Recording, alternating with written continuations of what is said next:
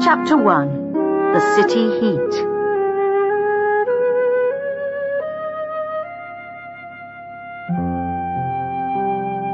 When we get to Polreath on Saturday, I'm going to do nothing, said Anna. I just want to sit and have cool drinks and read and watch the world go by. Me too, replied Stephen. It was the hottest summer for 20 years. It had started at the end of May. Everyone thought the heat would only last for a few days, and then the rain would return. But this summer was different. And don't expect any intelligent conversation from me, Anna continued. It'll take a day or two for me to become a member of the human race again. Said Stephen, not really listening. What about this cottage we've booked? Do you think it's going to be all right? To be honest, I'm a bit worried about it. We were so late making our decision, and it was still available. Why didn't anyone else want it? It makes me think there must be something wrong with it. Don't worry. I'm sure it'll be fine. And even if it's not, we'll still be away from here. Just think, 3 weeks by the sea, without any work. It sounds wonderful. In the city, the heat was uncomfortable. People were not used to high temperatures day after day. Journeys to work became hot and sweaty, and increasingly bad-tempered in the crowded trains and buses. By the beginning of July, nobody could remember when it had last rained. Everywhere you looked seemed to be brown.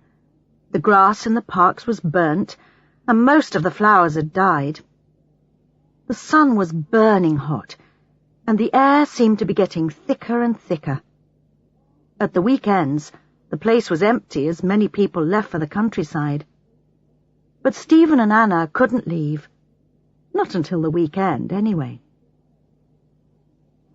Stephen was 32, with dark curly hair. He had noticed a few grey hairs that morning when he was drying it after his shower, but he didn't mind too much. In fact, he rather liked the idea of a few, which might make him look serious. But his face showed signs of stress and worry. Stephen left the flat just before 7. He was earlier than usual this morning because he wanted to avoid the rush hour, but it seemed as if everyone else had had the same idea. The roads were busy, and there had been an accident halfway along Sussex Gardens. He waited impatiently while the police sorted out the chaos, but by the time he arrived at work, he was late and not in a very good mood. He locked the Saab and went into the cool building. The offices of Jardine and Makepeace, advertising agents, were on the 14th floor of a modern block, with wonderful views over Regent's Park. But this morning, when Stephen found himself climbing the stairs, the lift was out of order again. He would happily have given up the views for an office on the ground floor. Please let everything go smoothly today, he said to himself as he made his way up the stairs. Stephen was worried about work. The agency had lost an important client that week. He felt that Charlie Jardine, the agency boss, blamed him. A couple of days before, he'd passed by Charlie's office and had heard him saying on the phone, "Yes, well, I'll have to talk to Stephen about that. He was the one working on their new advertisement." Stephen hadn't heard any more, but he thought that Charlie sounded a bit angry. He wondered if it was a bad time to go on holiday. Perhaps his job would disappear when he was away. But he didn't want to miss this break. And in any case, Anna would kill him if he suggested cancelling. So he said nothing to her about his worries. He often found it hard to talk about his problems, even with Anna. God knows why. She was usually willing to listen. In his mind, he would think through different ways of opening the conversation with her, but everything he thought of sounded so obvious. "I'm worried about work," or "I'd like to talk to you about something." In any case, He really preferred to work things out himself, but he knew he was not easy to live with when he didn't talk much. "Morning, Mark. Another lovely day," panted Stephen, and sat down to get his breath back. His shirt was wet and sticking to his back. "Morning, Stephen," said Mark. "I'm not sure if it is a lovely day. Claire's away. She's got food poisoning or something, so between us we've got to do her work as well as our own." "Oh, hell! Just what I needed to hear," replied Stephen. Anna's last day began even earlier. At 6:30 that morning, she yawned as she walked across to St. Philip's Hospital. It was another beautiful morning, for her the best time of the day, when the air was still fresh and the day was still full of promise. Her nurse's cap sat comfortably on her short blonde hair. She looked fresh and efficient in her blue uniform. She loved her job as a nurse, but it was hard. There always seemed to be so much to do, more than ever since the new manager had arrived. "This weekend, when we're away," she thought, "I'm going to get up early and walk along the beach before anyone else is awake."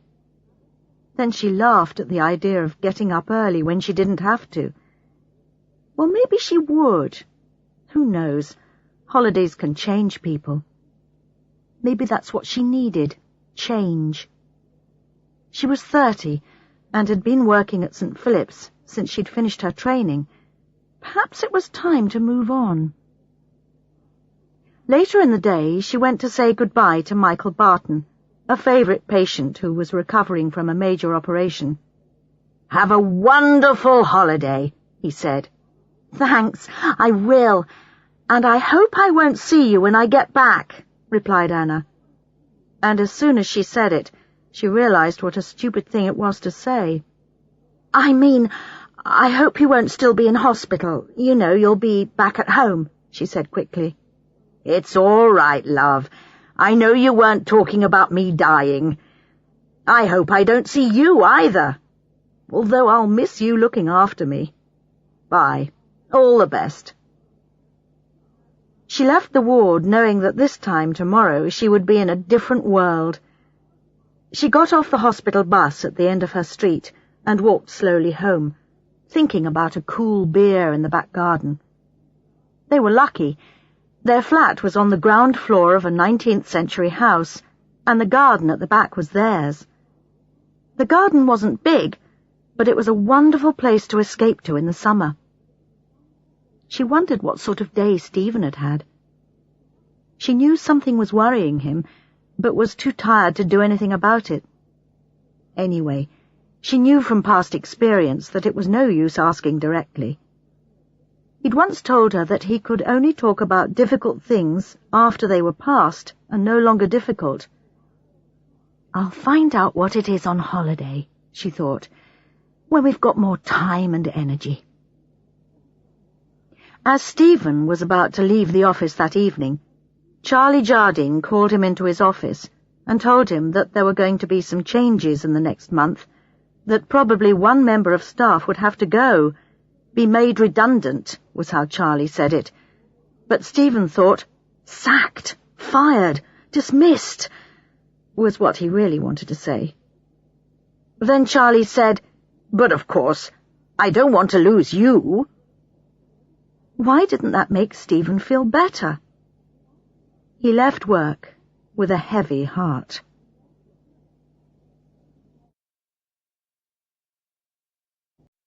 Chapter 2. On the Way.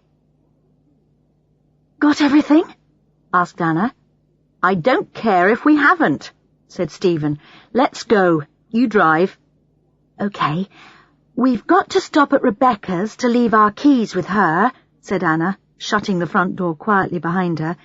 "She said she'd come in and make sure everything is okay while we're away, remember? Oh, and did you write down our holiday address for her? She said she wanted it in case of emergencies, though I don't think I want to know if there are any emergencies, do you? No, where did I put the car keys?" "You always think you've lost the keys, and you never have," said Stephen. I think you just say it to annoy me. Get in and drive. I've got the address for Rebecca, I've got the map, I've got the address of the cottage, and you've got enough bottles of suntan cream to protect an army. Now come on, we're wasting valuable holiday time. Right, I'll drive first. Why don't you go to sleep? I'll wake you when it's your turn to drive, said Anna. London looked a bit like a ghost town at 7 o'clock that Saturday morning. Either everybody had left it for their own holidays, or they were still in bed. It was good to leave the city behind as Anna set off west along the M4 on the 500-kilometre drive to Polreath.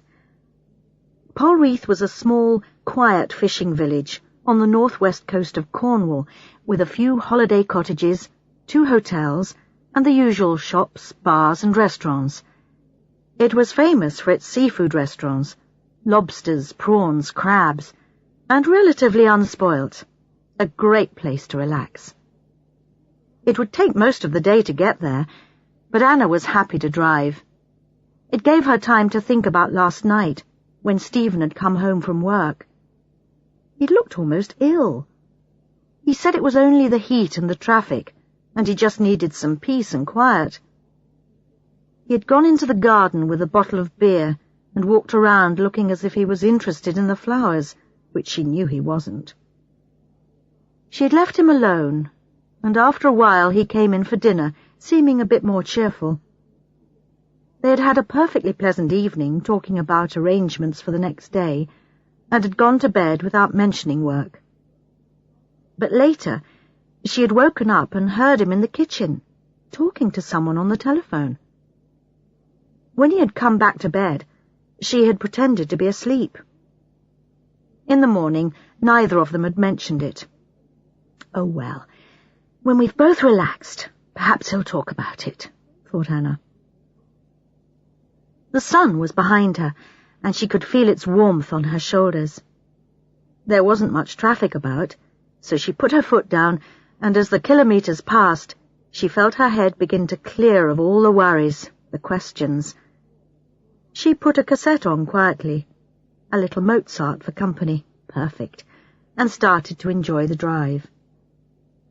"Where are we?" asked Stephen sleepily. "We've just passed Bristol, so I suppose we're doing well," said Anna. "Your turn to drive." "OK. Let's stop and have a cup of coffee first." Anna turned into the next service area, where they had to queue for a fairly awful cup of coffee. Half an hour later, they were back on the road, this time with Stephen driving. He changed the music to an Ella Fitzgerald tape, and Anna attempted to sing along with her. "I think I prefer Ella Fitzgerald to you, if you don't mind," joked Stephen. "Sorry, this song always makes me want to sing," replied Anna. "Don't worry, I'll go to sleep in a minute." Stephen turned off the motorway. He reckoned it would take about another 3 hours to get to Polreath. Anna was asleep. She wasn't last night, though, when I came back to bed after that phone call, I know. She's not very good at pretending. Stephen looked at her lovingly. Perhaps it was a mistake to ring Mark, but I wanted to tell him what Charlie had said about making someone redundant. Now all I've done is make Mark feel bad, too. I must be going mad. Why did I tell him? He'll find out soon enough if he's going to lose his job. Anna moved beside him. "Not long now," said Stephen, trying to forget about work. "I'll be really happy to get out of this hot car, won't you?" "First thing I'm going to do is have a swim," he said. "What about unpacking the car and buying a few things like milk and bread for tomorrow's breakfast?" said Anna. "To hell with that. We're on holiday, and we're going to do what we want to do, not what we should. No more planning, no more thinking ahead, no more worrying." "I'll remember you said that. This sounds as if it's going to be an interesting 3 weeks.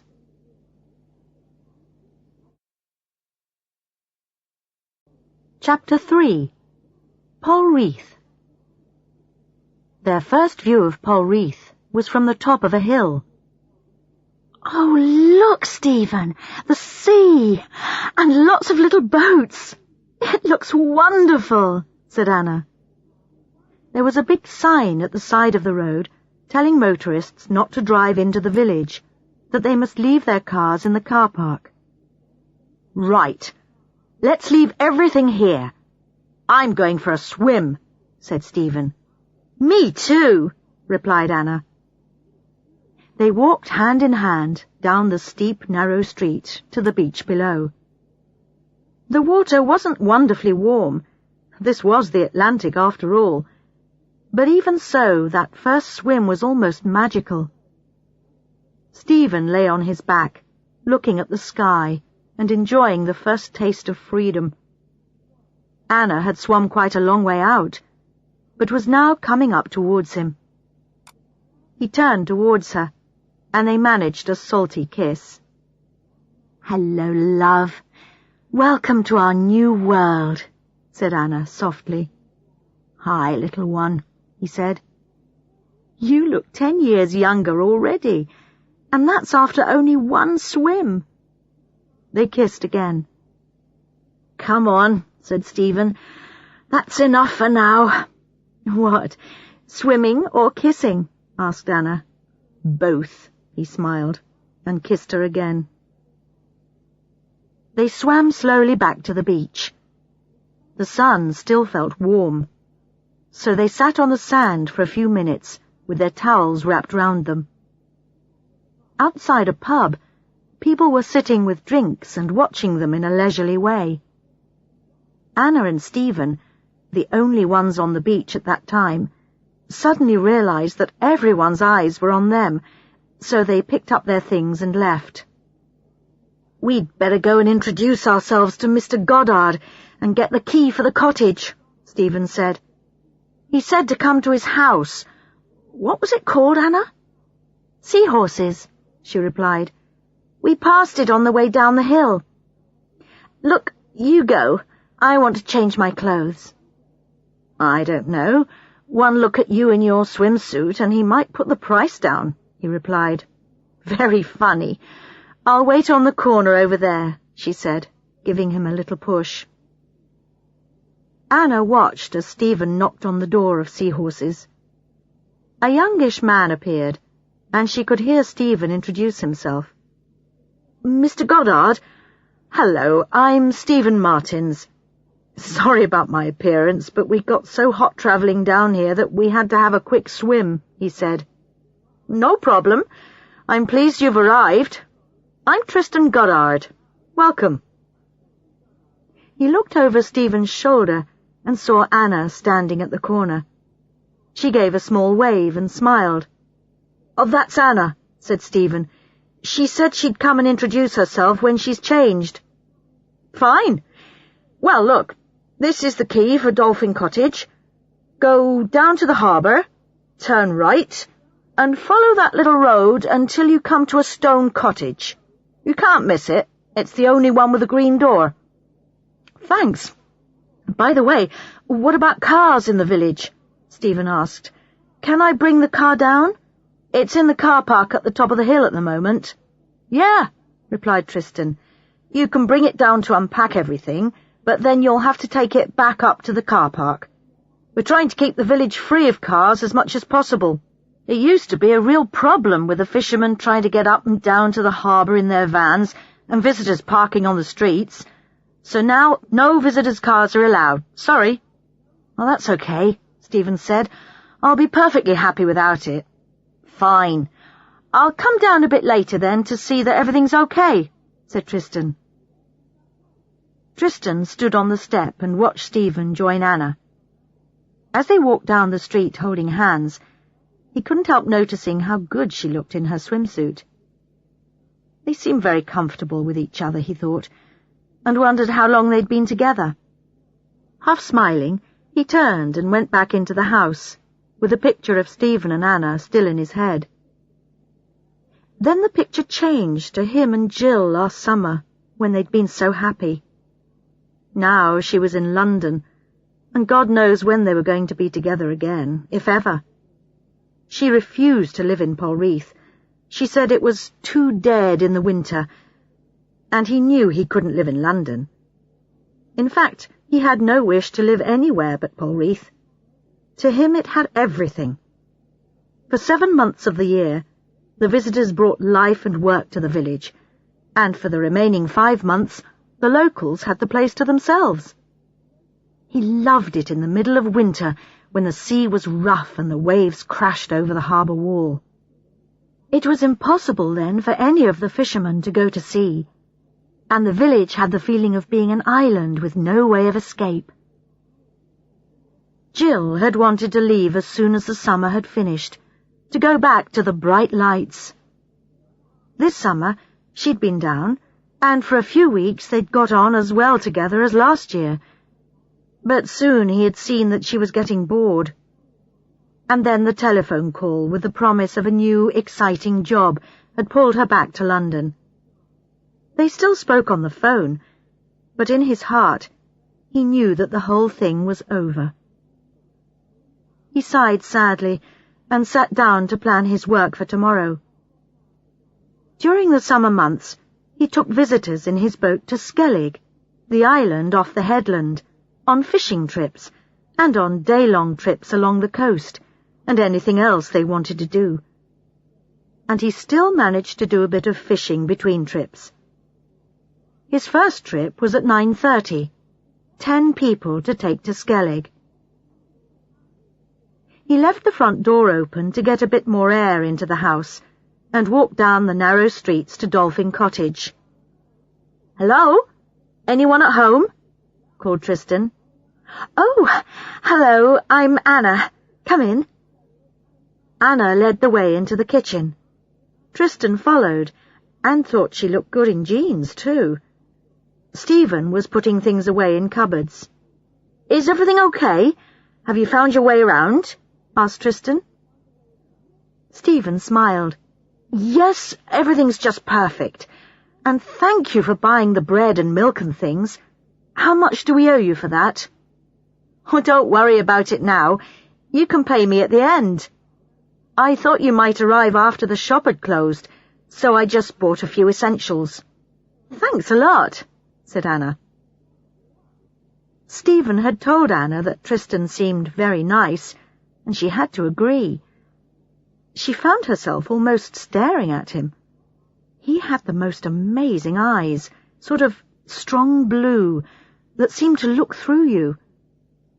She thought he must be in his early 30s, about the same age as Stephen, but taller and slimmer, and with those wonderful eyes. He was saying something to Stephen, but she wasn't really listening. "What do you think, Anna? Shall we go?" said Stephen. "What? Sorry, I wasn't listening. Shall we go where?" "Tristan was just saying that he was running a boat trip to a little island at 9:30 tomorrow morning, and would we like to go?" said Stephen. Anna said, "Really? Do you often do boat trips?" "Yes, there's something happening every day. In fact, you should find a list of trips on the wall by the back door." Tristan pointed. "Yes, look, there it is." She made herself turn round to look. "I'd really quite like to explore Polreath tomorrow morning," Anna said. "It seems funny to go on a trip before we've had a look round here first. We can go on the boat any day." "True. We'll do that then, Tristan," said Stephen. "Have a day wandering around the village, and then come with you later in the week." "Okay.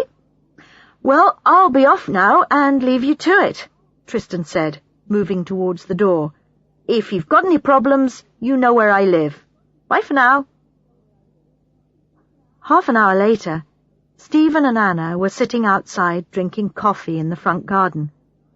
The cottage was exactly how they'd imagined it, a traditional fisherman's cottage built of stone with very thick walls to keep out the wind. The tiny garden at the front looked over the harbour. "I can't believe our luck. Can you imagine anything more ideal than this?" asked Anna. "And what about Tristan? Don't you think he's got the most amazing eyes? I couldn't stop looking at him." "I noticed. Actually, you're right. His eyes are interesting. I'd like eyes like that.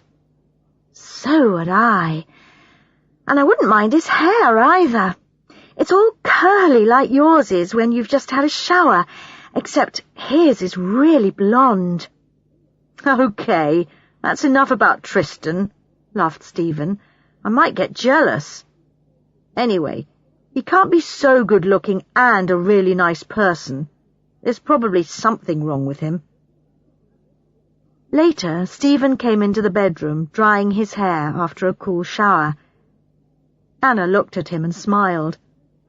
She wondered if he remembered the conversation about Tristan's hair. Had he come in with wet hair deliberately, just to remind her that she'd always liked his hair? They lay there, side by side, touching, with the sound of the sea coming through the open window.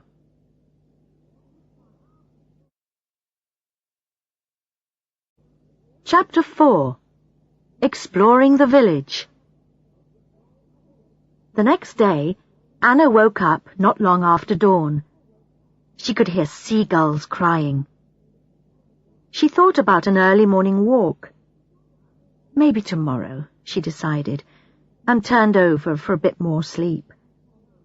She didn't notice that Stephen wasn't lying beside her. Stephen had woken up even earlier and had heard the sounds of the birds.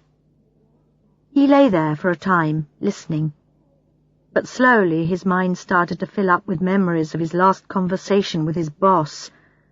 Oh no, he thought, I don't want to start thinking about that now. I'm on holiday. I need a break. But the problems of the last few weeks at work wouldn't go away. He could feel his stomach begin to get tight, a sure sign that he was getting worried. It's no good, he thought. I'll have to get up and do something. Quietly he got dressed and left the cottage. The sun had just risen, and the air already felt warm. He started jogging up the hill out of the village, hoping that some physical activity would help. By the time he reached the top, he was a bit out of breath. He looked into the car park to make sure the car was still there, then carried on walking. There was a signpost saying footpath, so he went along it. It led to the edge of the cliff. At this point, he was standing about 100 meters above the sea, looking back down onto Polreath Harbour.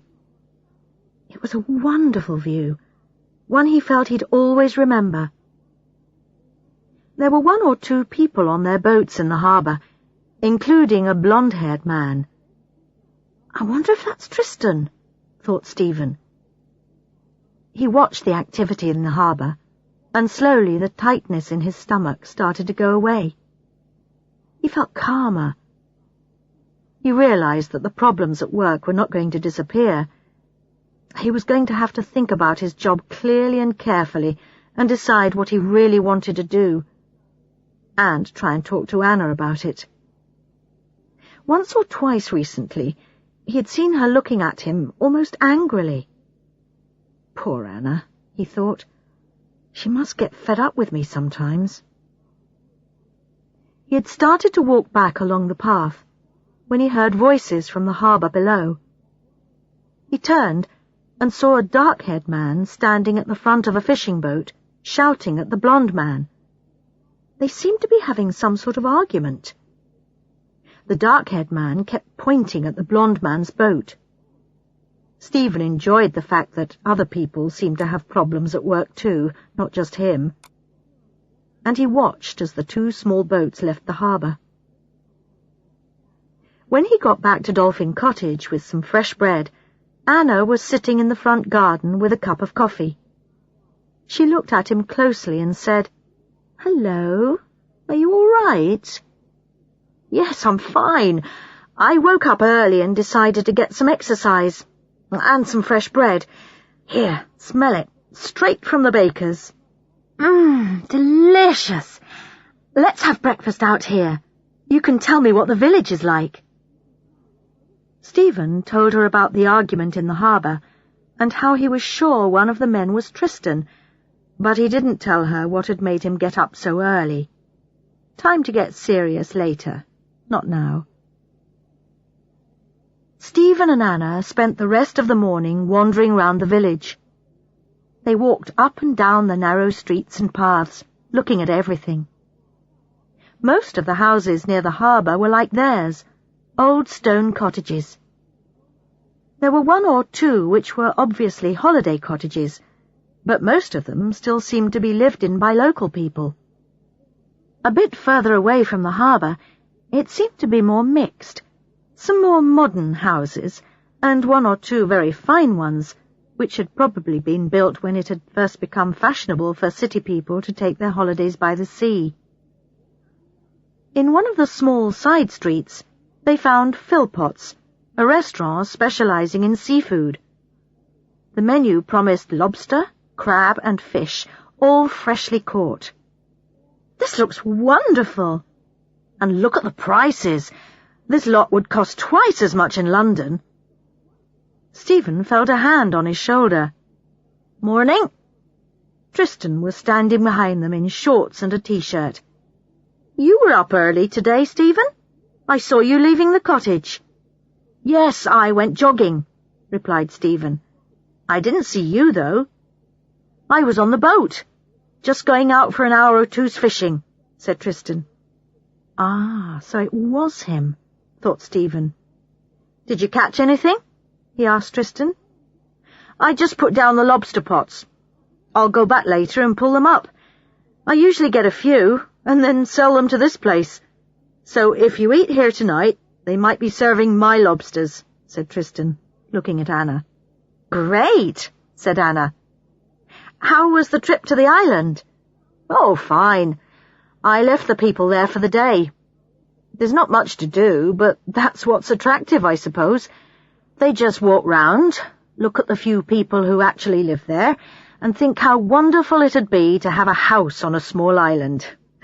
They see it on a wonderful sunny day like today and don't think about the times in the winter when it's cut off for days by the storms. But it's a very special place, and you need to be a special kind of person to be able to enjoy it." For some reason, Stephen felt Tristan was that special kind of person, a man who would be happy with his own company. "Well, see you later. Have a good day," said Tristan, and walked off in the direction of the harbour. "Let's go and have lunch in that pub by the beach and plan the rest of the day," said Anna. "Okay," replied Stephen. Well, we now know two things about Tristan. One, not everybody here likes him. Remember I told you about that argument in the harbour this morning. And two, he seems to have strong feelings about the island. And three, he's got nice legs, said Anna, as she watched him climb onto his boat. Anna, can't you think of anything except his eyes and legs? Honestly, and they say it's men who think about sex all the time. Stephen's voice sounded half serious. Actually, he was a bit surprised. He'd never known Anna talk so openly about a man's physical appearance. He didn't quite know whether to be worried about it.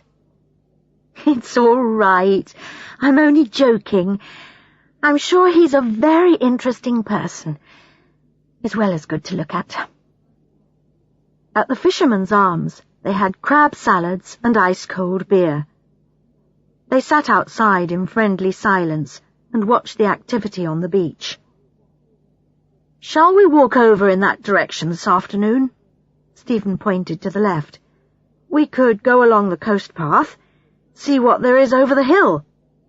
Okay, but let's not hurry off just yet, said Anna. They got some more drinks. Anna stretched out her long legs in the sun and started to read the guidebook for the area. Stephen watched her while drinking his beer. Everything about her seemed so familiar. She looked so happy sitting there, like a cat in the sun, he thought. She's got a lovely face, so full of life and smiles, except when I worry her with my silences. He suddenly heard a loud voice behind him. Bloody Tristan, said a man at another table. He thinks he owns the village. Why does he want to buy another house? He's already got 2. How many more does he want? Shh! Not so loud, Jack. In any case, you don't know if he does yet, said the man sitting with him in a low voice. Well, you heard him asking about how much the cottage was being sold for. He wants it, I'm sure, said Jack. Then he'll rent it out as a holiday place, just like he's done with Dolphin Cottage. Anna and Stephen sat there, pretending not to listen. Come on, he's got to rent Dolphin Cottage out. He can't live in 2 places at once, can he? In any case, that woman, what's her name, Jill, has been living there, the other man said. Well, she doesn't live there now, does she? Replied Jack. I don't know. He talks a lot about trying to keep the village the same, unspoilt, that's what he says. But if you ask me, it'll be ruined in a few years' time. This place has stood here for a few 100 years. I'm sure it'll go on a bit longer. Anyway, I don't believe Tristan will buy another cottage. Why should he? I asked him this morning, and he didn't say no, Jack answered. Knowing you, you probably didn't give him time to answer your question before you got angry with him, the other man replied. The man called Jack left the pub, still complaining about bloody Tristan. The other man stayed at the bar, staring into his beer. Help, whispered Anna. I'm glad he didn't realise we were the people renting Dolphin Cottage. Come on, said Stephen, standing up. Let's go for our walk. They walked out of the village, along the coast path. Although they talked about what they'd heard in the bar, they were not really worried, just interested in the life of the village and what part Tristan Goddard played in it. They knew that over the next 3 weeks they'd probably discover what it was all about. They followed the path through some trees, happy to escape from the hot sun for a while. Eventually they walked round a corner and came to a wide bay with people surfing on beautiful white waves. Hey, that looks fun, said Stephen. I've always wanted to try it. I did it once when I was about 15, said Anna. I wasn't very good at it. Every time I stood up, I fell off. But I'll have another go. Age might have improved my balance. A woman in the beach shop told them they could hire surfboards there, and if they wanted, they could also have lessons. Right. So there's no reason why we shouldn't try then. Thanks for the information. We'll be back another day, Stephen smiled. They walked slowly back towards Polreath, changed into their swimming things at the cottage, and went down to the beach. The sand was warm from the day's sun, and Stephen fell asleep lying there. Anna continued reading her local guidebook. This was always the first thing she bought when she went to a new place, and a map of the area. She enjoyed getting information which she'd then pass on to Stephen, who actually didn't always want to know. In fact, she sometimes annoyed him with her facts. Stephen woke up, saw Anna with her nose in the book, and knew that tonight in the restaurant she was going to say, I read in the guidebook that... many times. He turned over quietly and ran his finger down her back. Oh, hello. Had a good sleep? You probably needed it after your early start this morning. He stood up and stretched. Time for a swim? Why not? She replied. Then I'm going home for a quick sleep before dinner.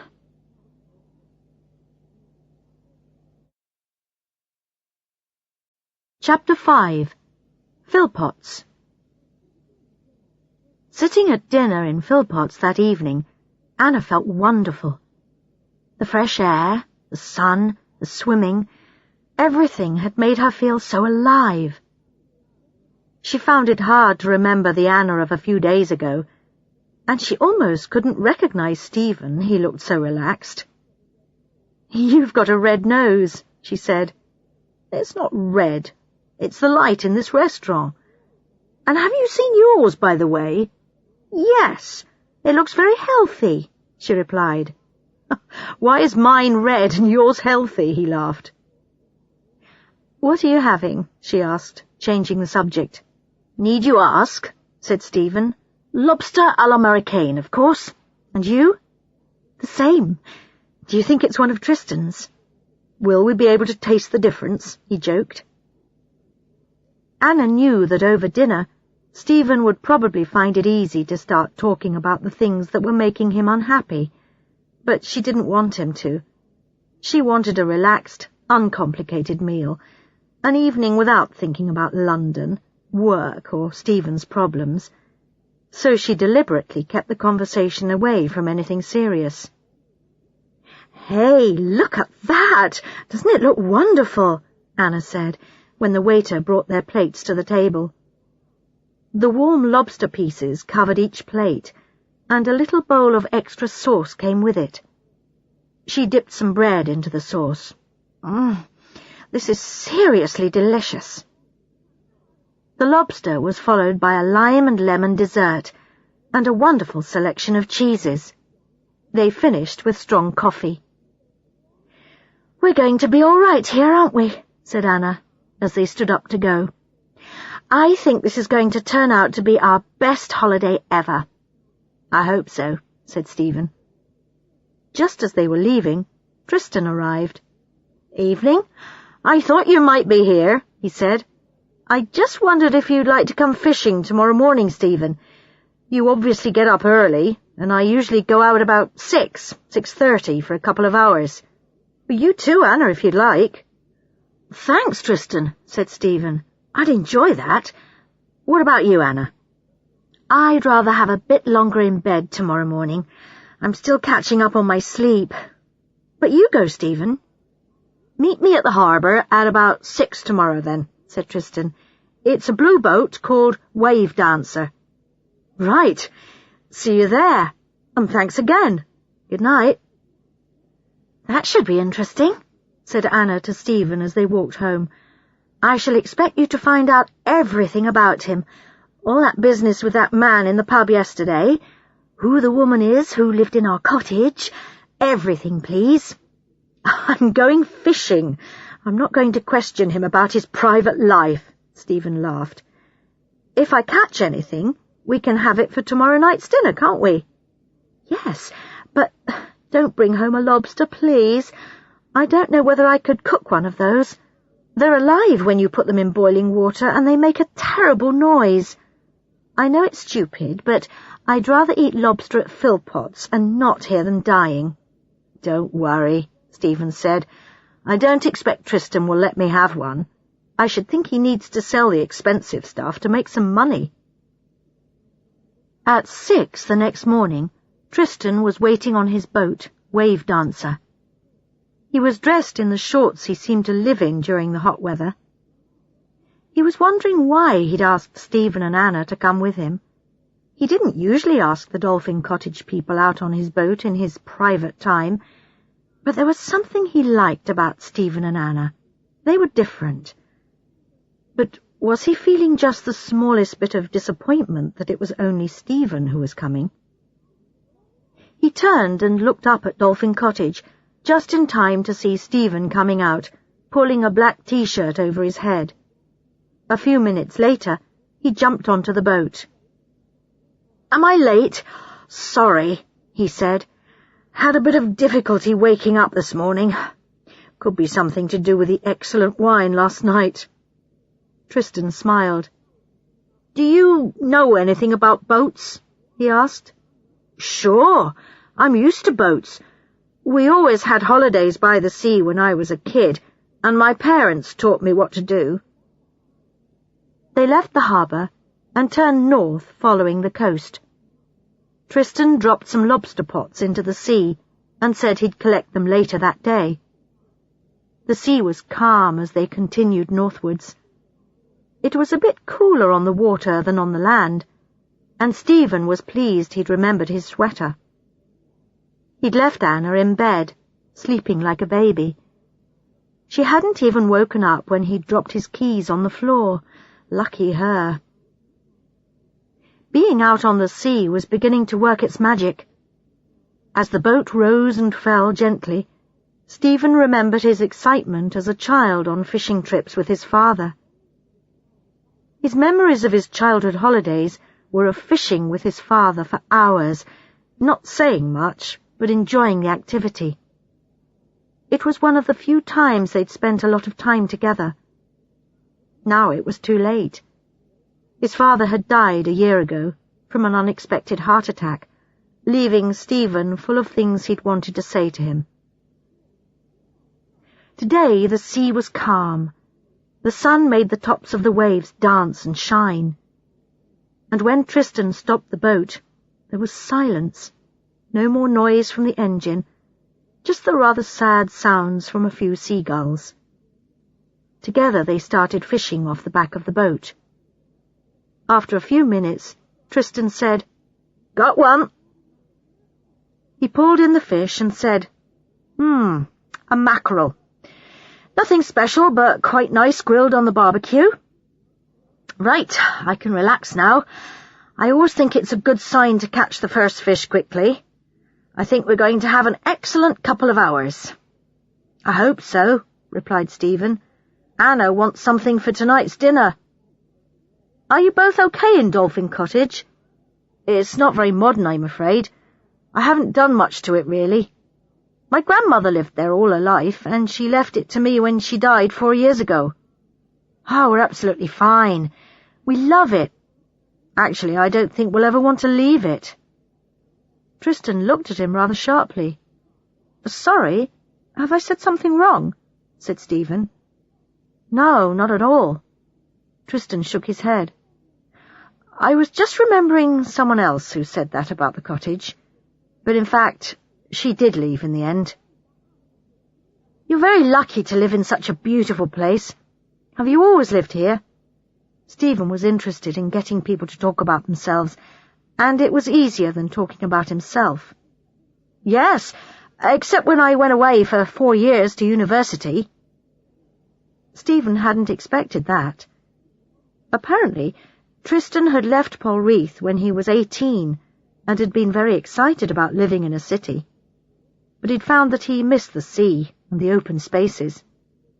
"Now, when I have to go to London, I look at people's faces and see how difficult life is for a lot of them," Tristan explained. "All that running about and all that fear. You know, fear of crime, fear of losing your job. I couldn't live like that. I've tried and I know. Polreath is home for me. I know it is." "Have you got any family here?" asked Stephen. "Only my sister now," Tristan replied. "My parents moved away when my father retired from fishing, but my sister and I are very close. She's happy here, like me." Stephen listened to what Tristan was saying, and for the first time he began to feel he understood. Of course, he'd heard other people say how hard city living was, and he'd even said it himself. In fact, last year, when they were on their way home from 2 weeks' holiday in Greece, he'd suggested to Anna that they should sell their house and move to somewhere peaceful. But he'd known it was only a dream. When he'd gone back to the agency the following Monday, he found he enjoyed the office politics and the competition for new business. It made him feel alive and at the centre of things. But now something was different. Perhaps it was because everything at work was so uncertain. Again, there was silence in the boat. Both men watched the water to see if any fish were biting, and both men were deep in their own thoughts. They each caught some fish, mainly mackerel, and Tristan talked a little more about Polreath and his life there. Stephen liked the easy way in which Tristan talked. He knew that that was how Anna would like him to be. "Well, we'd better go back, I suppose," said Tristan. "I've got a trip to do later. How many have you caught?" "4. Not bad for a city boy," Stephen replied. There was something in Stephen's voice that made Tristan look at him. Chapter 6. The Phone Call. Anna was in the front garden of Dolphin Cottage. and she waved as she saw the boat come into the harbour. "You two seem very happy together," said Tristan. "Yes," Stephen agreed. They had known Tristan for only a few days, and it seemed to Stephen a rather personal thing to say, but then Stephen realised he didn't mind. "Have you got anyone special?" he asked. "Sort of," Tristan replied, and busied himself tying up the boat to the harbour side. He didn't really feel like going into detail about it at that moment. One reason was that he was thinking about Anna, not Jill. "Thanks for the trip," said Stephen. "It was great. By the way, if you're not doing anything tonight, would you like to come and have dinner with us? We could barbecue the fish. Bring your friend if you want." "Okay, thanks. It'll just be me, though," said Tristan, pleased at the thought of seeing Anna again. "Fine. See you about 8 then." Stephen walked up from the harbour and held up his fish to show Anna, but when he got nearer, he could see that something was wrong. "What's the matter?" he asked. "Has something happened?" "Afraid so. Rebecca's just phoned and said your office needs you to ring them immediately." "Oh, shit! I knew we shouldn't have left our number with Rebecca," he said angrily. "What the hell do they want? I don't feel like ringing them back. I think I just won't, and pretend we never got the message. Do you know if Rebecca told the office she knew where we were?" "Apparently she said she'd pass the message on to you, so I guess you'll have to contact them." "Oh, bloody hell!" Stephen threw the fish down on the table and went inside. She could hear him in the kitchen, noisily making a cup of coffee. She wondered what the problem was at his office. She had met Charlie Jardine, Stephen's boss, a couple of times, and he'd seemed to be a reasonable person. What was it all about? Stephen must be talking to him now. She could hear his voice rising in anger, and then she heard him put the phone down with a bang. He came out and sat next to Anna. His face was red with anger. "Well?" she asked. "Charlie wants everybody back in the office for a crisis meeting tomorrow. Everybody, and that includes me," Stephen replied. "Another agency wants to buy our company." "Can't you talk about it on the phone?" Anna asked. "Apparently things are happening so quickly, and he needs to be able to act fast." Stephen stood up and started walking up and down the tiny front garden. "And he says he wants to do what's best for the company. He sounded really worried on the phone." "So you're going then," she said, rather coldly. "I'll have to. Mark's been called back from a conference in Italy as well." "Well, that's work, not a holiday," said Anna sharply. "I know. Oh, look, I'm sorry." Stephen put his arms round her. "I know this has ruined things for you as well. If I go this morning, I'll come back straight after the meeting. I'll drive through the night if I have to, but I promise I'll be back for breakfast on Thursday." "Could you lose your job if someone buys the company?"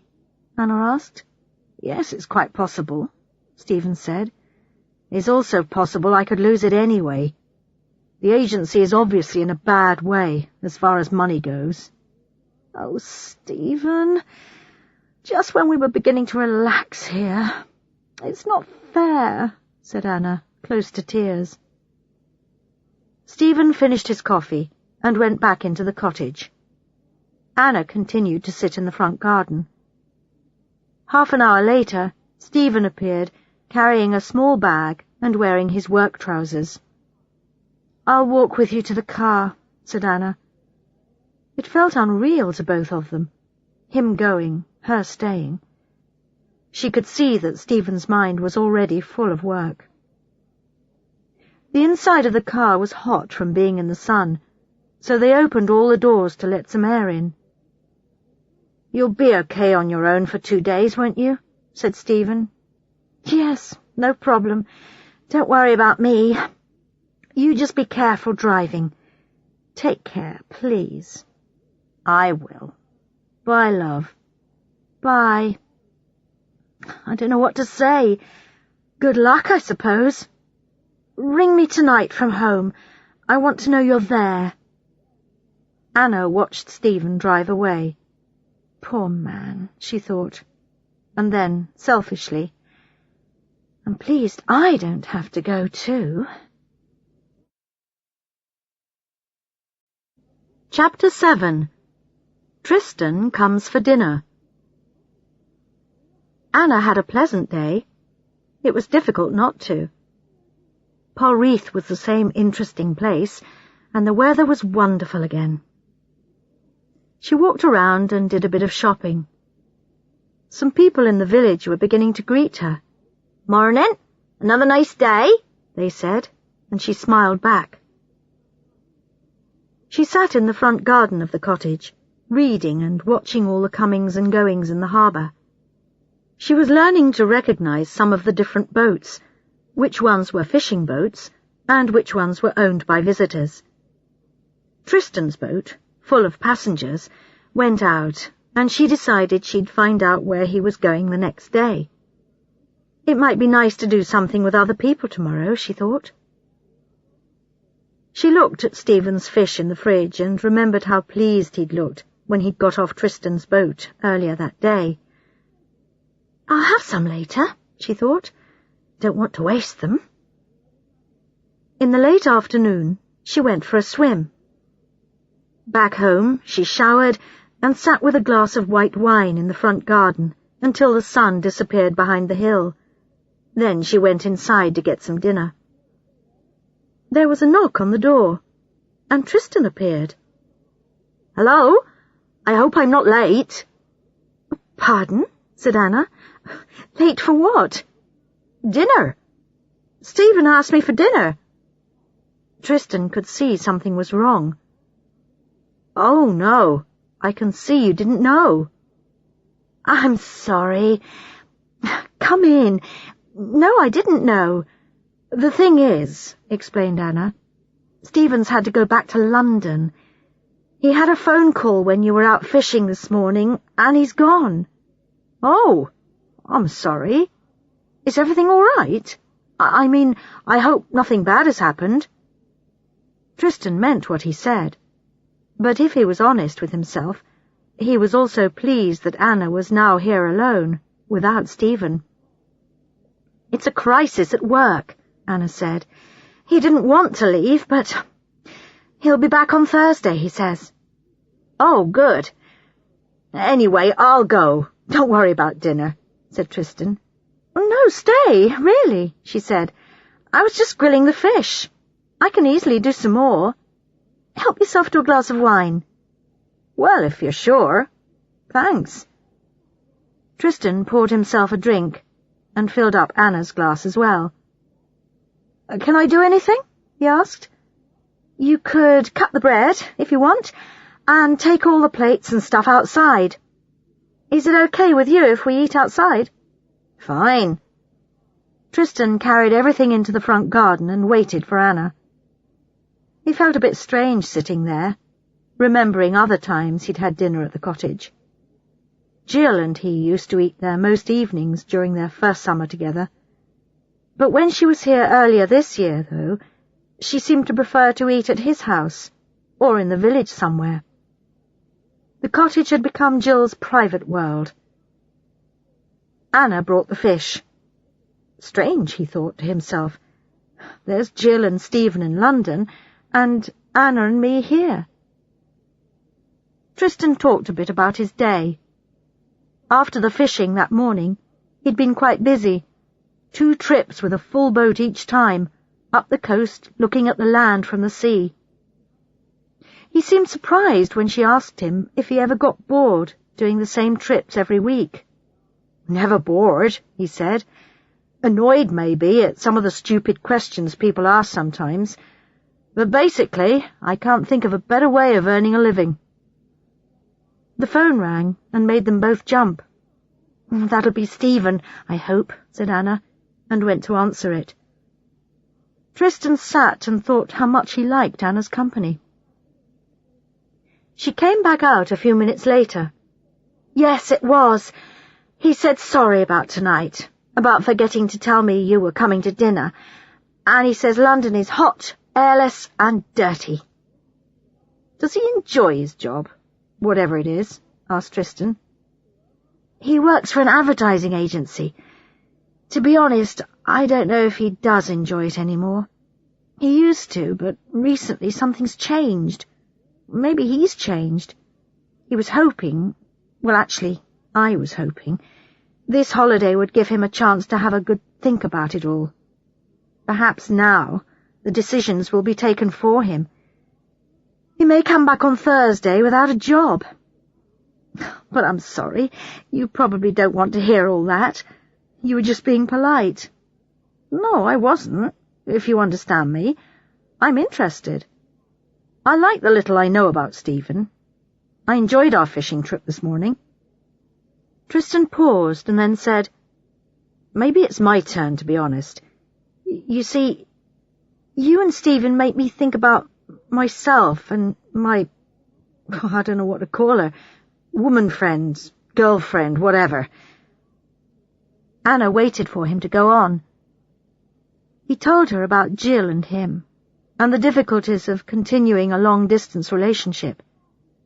He spoke quite openly about it all. Anna couldn't help comparing him with Stephen. Stephen always had such difficulty trying to explain something personal. The death of his father had hit him hard, but he still hadn't really talked about it with her. Only once, about 3 months ago, when she'd found him in the kitchen crying. Then he'd managed to talk about it a bit. Poor darling Stephen. People who only saw his public face just didn't know him.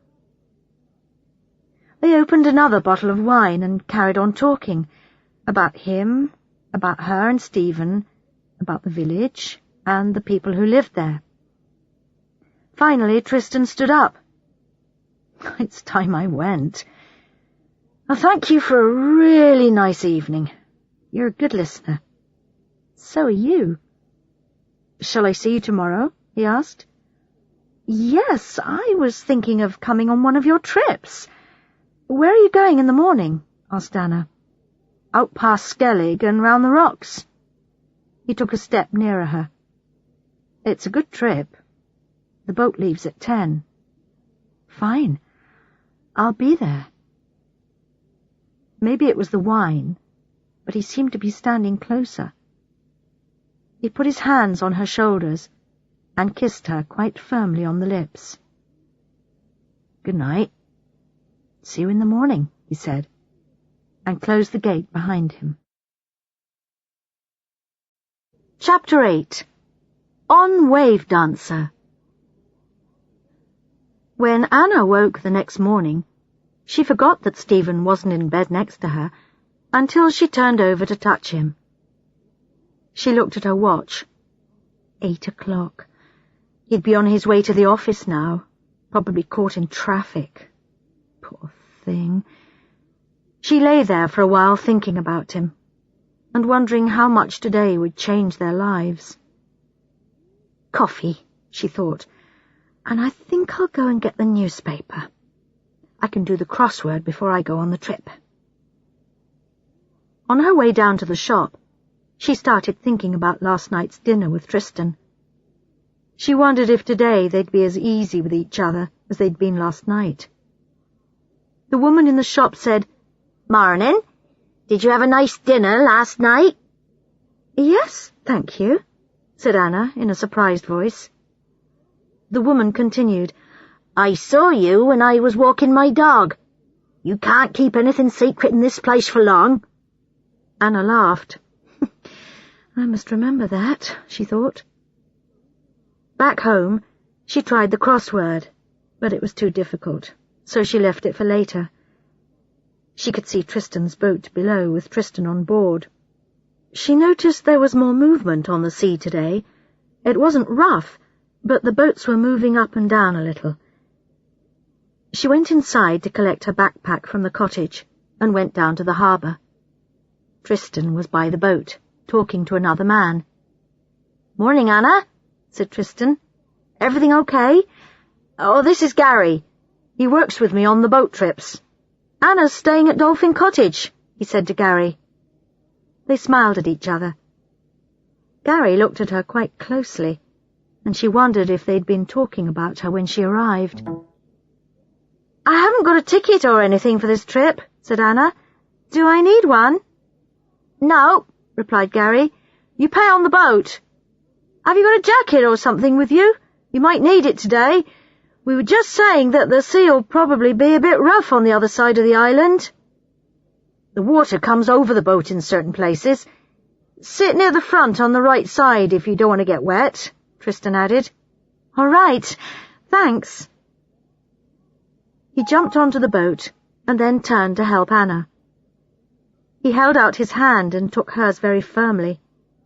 He kept hold until she had sat down. Other people were now arriving and getting on the boat. Most of them seemed to know Tristan. Perhaps they went on his trips often. Anna recognized one or two who she'd seen on the beach or in the village somewhere. Everybody seemed very well prepared. Jackets, extra sweaters, binoculars, cameras. Ready for a transatlantic expedition, she thought. Then she looked at Tristan and Gary in their shorts and T-shirts and wondered which group had got it right. Tristan started explaining to everyone where they were going and what they might see on the trip. This gave her a good chance to look at him carefully. He told a few funny stories, and the passengers laughed in the right places. Anna found herself thinking how attractive he was, and not just physically. He had an air of confidence about him that she liked. But then he must have felt Anna's eyes on him, because he turned towards her, and she blushed. She could feel her cheeks going red, just like a schoolgirl caught doing something wrong. How embarrassing. As soon as they left the harbour, the sea became much rougher, but nobody seemed to be worried. In fact, it was quite fun trying to move your body with the movement of the boat, a bit like riding a horse, Anna thought. Once or twice, when the boat went into a wave, water came over the side, and again people seemed to think it was all part of the fun. They passed the island and moved on towards the rocks. From Pole Reef, you couldn't really see very much beyond the island, so Anna was surprised at the size of some of the rocks, almost like mini-islands. Tristan took the boat close in and slowed the engine. There are very often seals around here. In fact, we might see some young ones. The first ones are usually born around this time, he said quietly. Look, said a man at the back of the boat. There are two in the water over there. Everybody focused their binoculars where he was pointing. The heads of two adult seals appeared and then disappeared behind a wave. Someone tried to take a picture. Tristan took the boat in and out of the rocks. They managed to see some seals out of the water, lying on rocks, almost sunbathing, but no young ones. They were about to turn for home when Gary saw something white on the rocks just above the water. It was a very young seal. Don't make too much noise, said Tristan. We don't want to frighten it, or worry its mum wherever she is. This is the first one I've seen this year. I guess it's only a few days old. Not many people on the boat had ever seen a young seal before, so they were really pleased. Anna thought how helpless it looked, all by itself on the rock. And as if he knew what she was thinking, Tristan said, The first few days are dangerous ones for the young. Some of the bigger seabirds attack them. They go for their eyes. The boat was moving up and down quite a lot, and it was difficult to stand. Suddenly, the boat was caught by a bigger wave, and an elderly woman fell sideways. In trying to save herself, she hit her arm on the side. Immediately, people crowded round her and started talking. Are you all right? Here, let's get you up onto a seat. Just sit quietly for a minute. Oh, what a nasty shock. Tristan moved the boat out into deeper water, away from the rocks. He looked at Anna, and his eyes seemed to be asking her, Could you? She went over to the woman. "Would you like me to look?" she said. "I'm a nurse." "I'm all right," she said. "Oh, I think I just hurt my arm, that's all." Anna moved the woman and her husband up to the front of the boat. She looked at the arm, which was quite red and already beginning to get bigger. Very gently she pressed, and the woman made a small sound. "Well, Mrs. Anna began. Sheila, the woman said. "Sheila, I don't think you've broken it, but it'd be a good idea to have it x-rayed when we get back, just to make sure." Anna looked up. "Tristan, where's the nearest place for that?" "The cottage hospital in Kingham. It's not far. I'll take you in the car, Mrs. Taylor." Anna found a bandage in the first aid box and tied Mrs. Taylor's arm up. The poor old woman had gone a bit white now and was shaking. Someone passed her a cup of tea. I was right, thought Anna. They came prepared for anything. By the time they reached Polreath, Mrs. Taylor looked better, but her arm was clearly giving her a lot of pain. Fortunately, Tristan's car was near the harbour, and Mr. and Mrs. Taylor got in the back. "Would you like me to come too?" asked Anna. "Please," said Tristan. He looked more worried than anybody. I wonder if he's insured for accidents, she thought. I suppose something like this is not good for his business. The X-ray showed bruising, but the arm wasn't broken. "I'm really sorry, Mrs. Taylor," said Tristan. "It's not your fault," she replied. "You're not responsible for the sea. I shouldn't have been standing up." "Well, let's go back home. I'll buy everyone a drink when we get back. I think we all need one," Tristan said. The Taylors didn't want a drink, so Tristan and Anna left them at their hotel. "Your arm will hurt a lot tonight," said Anna, "so take some aspirins before you go to bed. They'll help with the pain." "Thank you for your help," said Mr. Taylor. "We'll probably see you around somewhere in the next day or two." "Poor old thing," said Anna, drinking her beer in the fisherman's arms. "She was lucky today, but I don't think she'll be doing much for the next couple of days. That arm will hurt for a bit." "I was lucky," replied Tristan with a shake of the head. "It's fortunate she was so nice about it. Someone different might have complained and spread the word about. People would soon begin to think I was a bit careless with my passengers, and there are 1 or 2 people in this village who would be quite happy to see me lose business." "Really? Why?" asked Anna. "Oh, jealousy, I suppose," Tristan replied. "It's a small place, Polreath. Feelings get a bit strong sometimes." "Have they got reason to be jealous?" Anna asked, remembering the conversation that she and Stephen had heard in the bar the other day. "Well," he laughed, "I'm not sure I'm the best person to answer that. You should ask them. People might think I've got a good life, what with a boat and 2 cottages." "And maybe a 3rd cottage to come?" Anna added. "Why do you say that?" Tristan asked sharply. "Oh, sorry, I shouldn't have. I was just repeating something we heard about you in here the other day," Anna said, wishing she hadn't asked.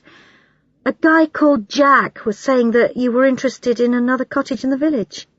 "Ah, Jack. There you are, you see. The stories that spread in a small village." Tristan looked a bit angry.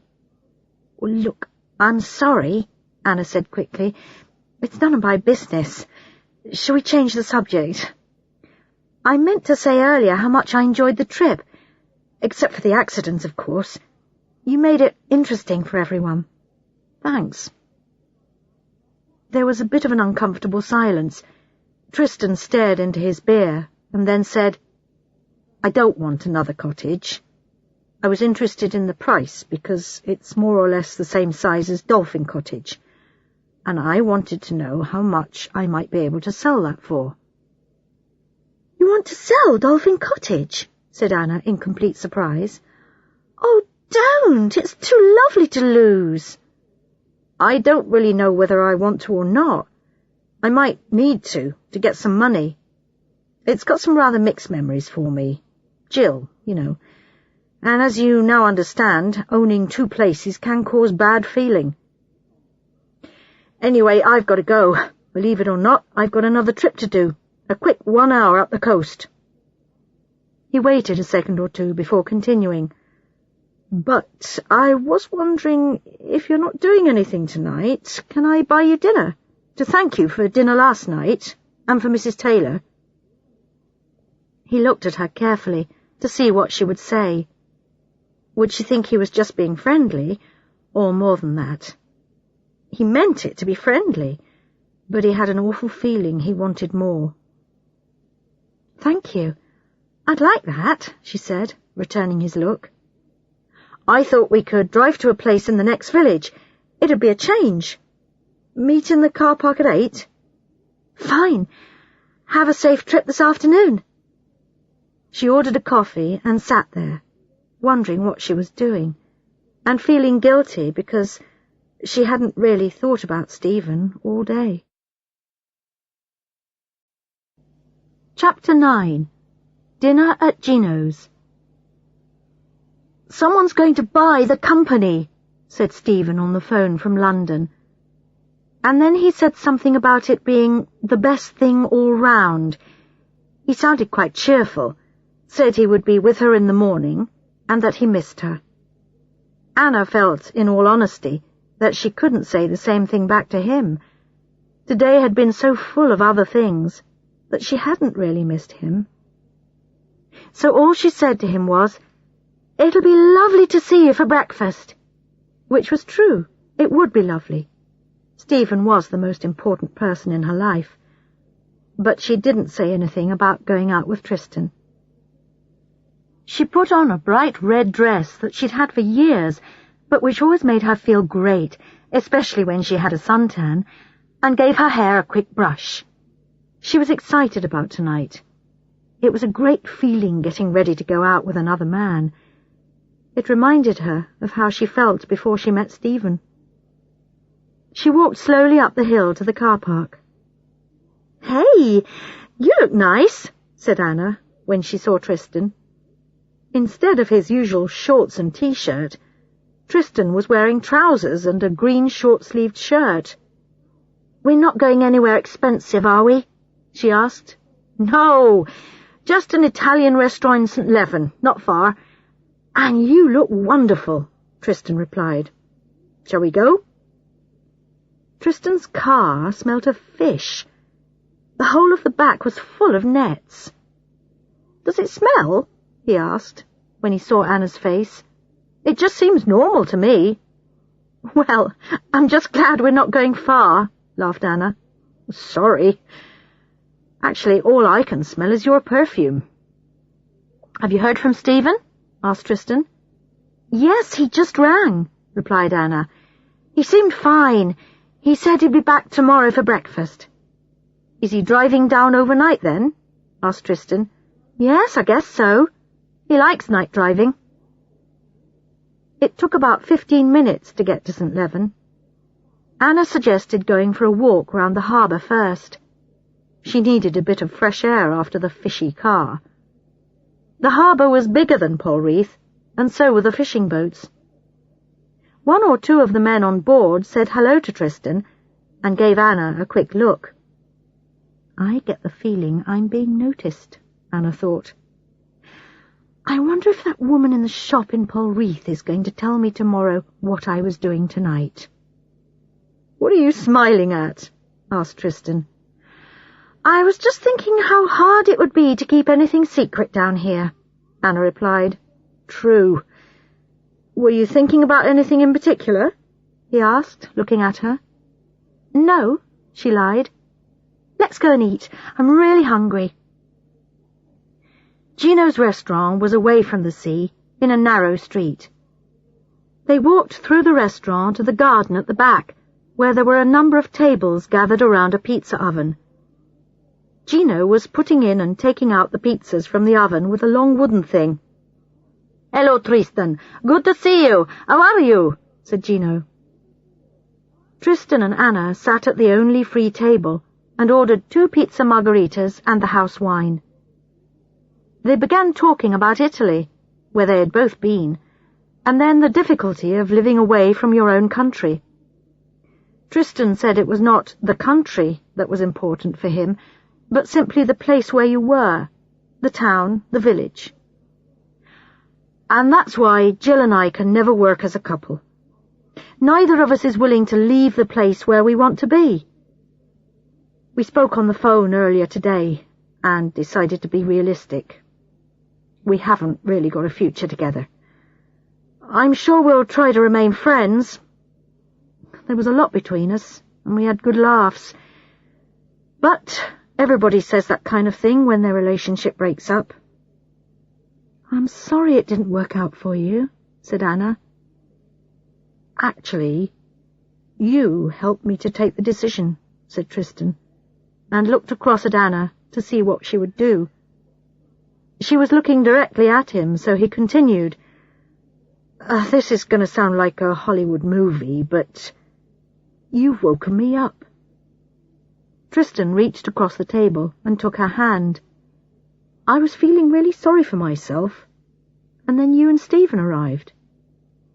Yes, me and Stephen, Anna repeated. And, yes, it did sound like a film, she thought, but she wanted him to continue. What's so special about me and Stephen? You must meet hundreds of visitors every year, and they probably all fall in love with Paul Reith, and half of them with you, too. I don't know why. I just know I wanted to get to know you both better. Maybe you arrived at the right time, I don't know. Anyway, whatever it is, I feel clearer about some things. I don't, thought Anna. I feel confused. Why is he holding my hand? Would he be holding Stephen's hand too if he was here? But now there's another problem, he went on. I think we're attracted to one another. Anna pulled her hand away. How could he say that? He'd just been talking about her and Stephen, and now he was saying this. How could he? 5 minutes ago, he'd been talking about breaking up with Jill. That can't have been easy to do. And here he was, saying he was attracted to her. It sounded like throwing off one pair of shoes and trying on a new pair. What was he doing? I'm sorry. I shouldn't have said that. No, you shouldn't, said Anna. But it's true, isn't it? Tristan said softly. Yes. And she picked up her glass to hide her confusion. But I don't intend to do anything about it. I'm with Stephen, and we're happy, and you've confused me. Same here, he said. He took hold of her hand again. I know you're happy with Stephen. I could see it the first day you were here. I just thought it was better to bring everything out into the open. Sometimes if you don't talk about things, they become even more important. Maybe some things are better left unsaid. Stephen's coming back tomorrow, and in 3 weeks I'll have disappeared out of your life. I don't know what I'm doing anymore, Anna said. It's not a crime to find someone attractive, is it? He said. No, it's not. In fact, it's great in a way. But I've been with Stephen for 10 years, and this is the first time I've been in this situation. I don't know what to do. And by the way, Gino is looking at us. Let's talk about something else, please. And they did. They talked about food, and they slowly relaxed. But all the time, Anna was thinking. She did find him attractive, and if there were no Stephen, who knows what might happen. Recently she had felt excluded sometimes by Stephen. He had seemed to be in a world of his own, so it was wonderful to be the centre of Tristan's attention. Tristan's thoughts were going along similar lines. He didn't want to hurt anybody. Maybe he should have kept his mouth shut. That was his problem. He always had to say what he was thinking, didn't he? It had got him into trouble more than once in the past. Anna was a warm, open, lively woman, and he felt good when he was with her. But as she said, she would be leaving in 3 weeks, so there was no point in letting things go any further. They got up to leave, and Gino came over. "Cheerio, my friend," he said. "And my friend's friend," he said, looking at Anna. "Hope to see you again. Be good." An interesting choice of words, thought Tristan, as they stepped out into the street. "Gosh, Tristan, the smell of fish in your car is quite powerful. We'll have to drive with the windows open," said Anna. Sitting in the car on the way back to Polreath was not very easy, and it wasn't just because of the fishy smell. They were both very conscious of each other sitting close by. Tristan parked the car above the village, and they got out. "Let's just walk for a bit," said Anna. "I don't want to go back to the cottage yet." They took the path along the top of the cliffs. It was dark, but the moon was bright enough so there was no danger of them walking over the edge. In places the path was quite narrow, where it passed between bushes, and Anna walked in front. Being in front made her feel as if she was in charge of the situation.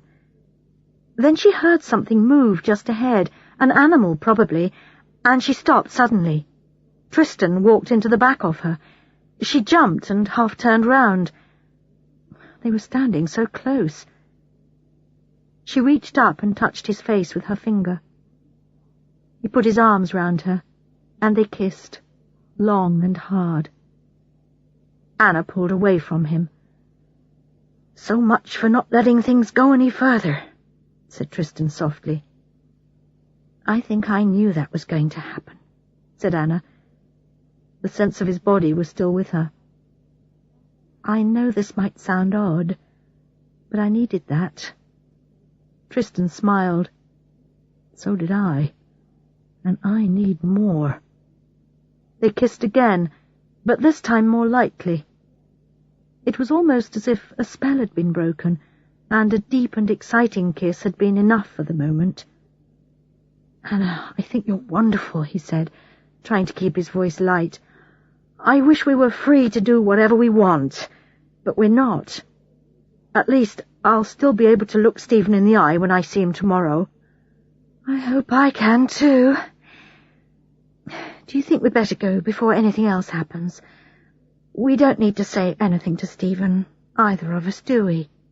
"No. Why should we?" he replied. "Nothing's happened."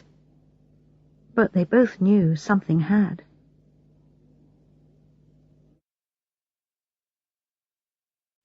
Chapter 10. Stephen's Return. Anna woke up because she felt something on her cheek.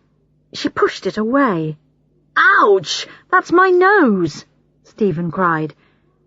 She opened her eyes, and there was Stephen bending over her and rubbing his nose where she'd hit it. "Oh, hello, love," said Anna. "You're back.